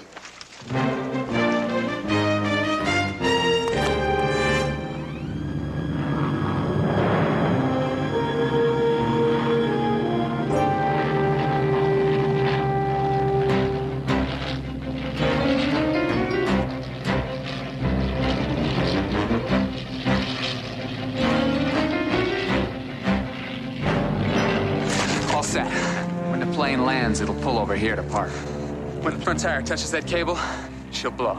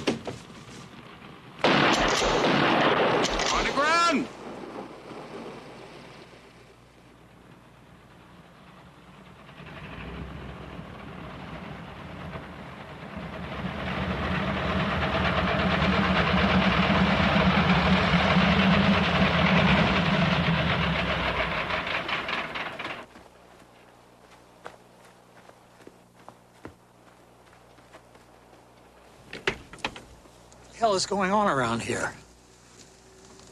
It's a long story. You must be C.J. Parsons. I'm Julia's financial advisor, Bruce Sears. Where's Julia?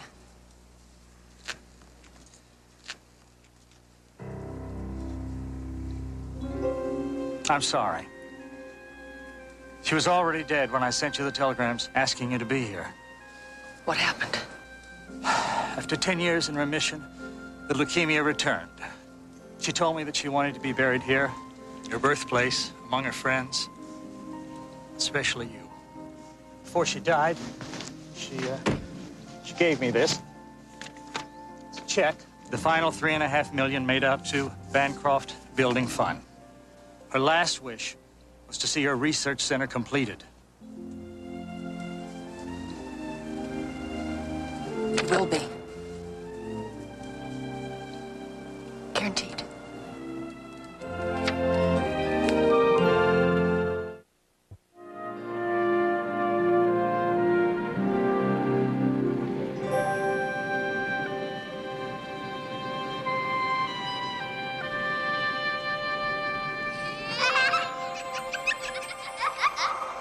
Who's your best friend in the whole world? You. Who's yours?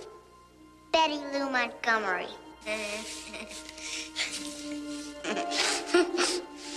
I think we'll always be best friends. Forever and ever.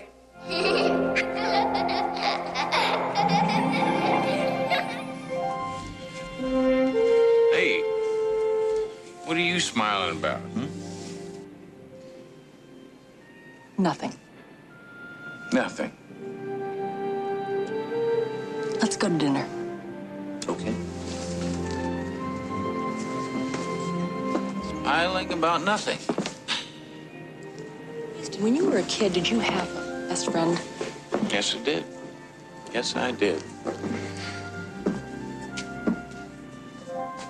Now I have a better one.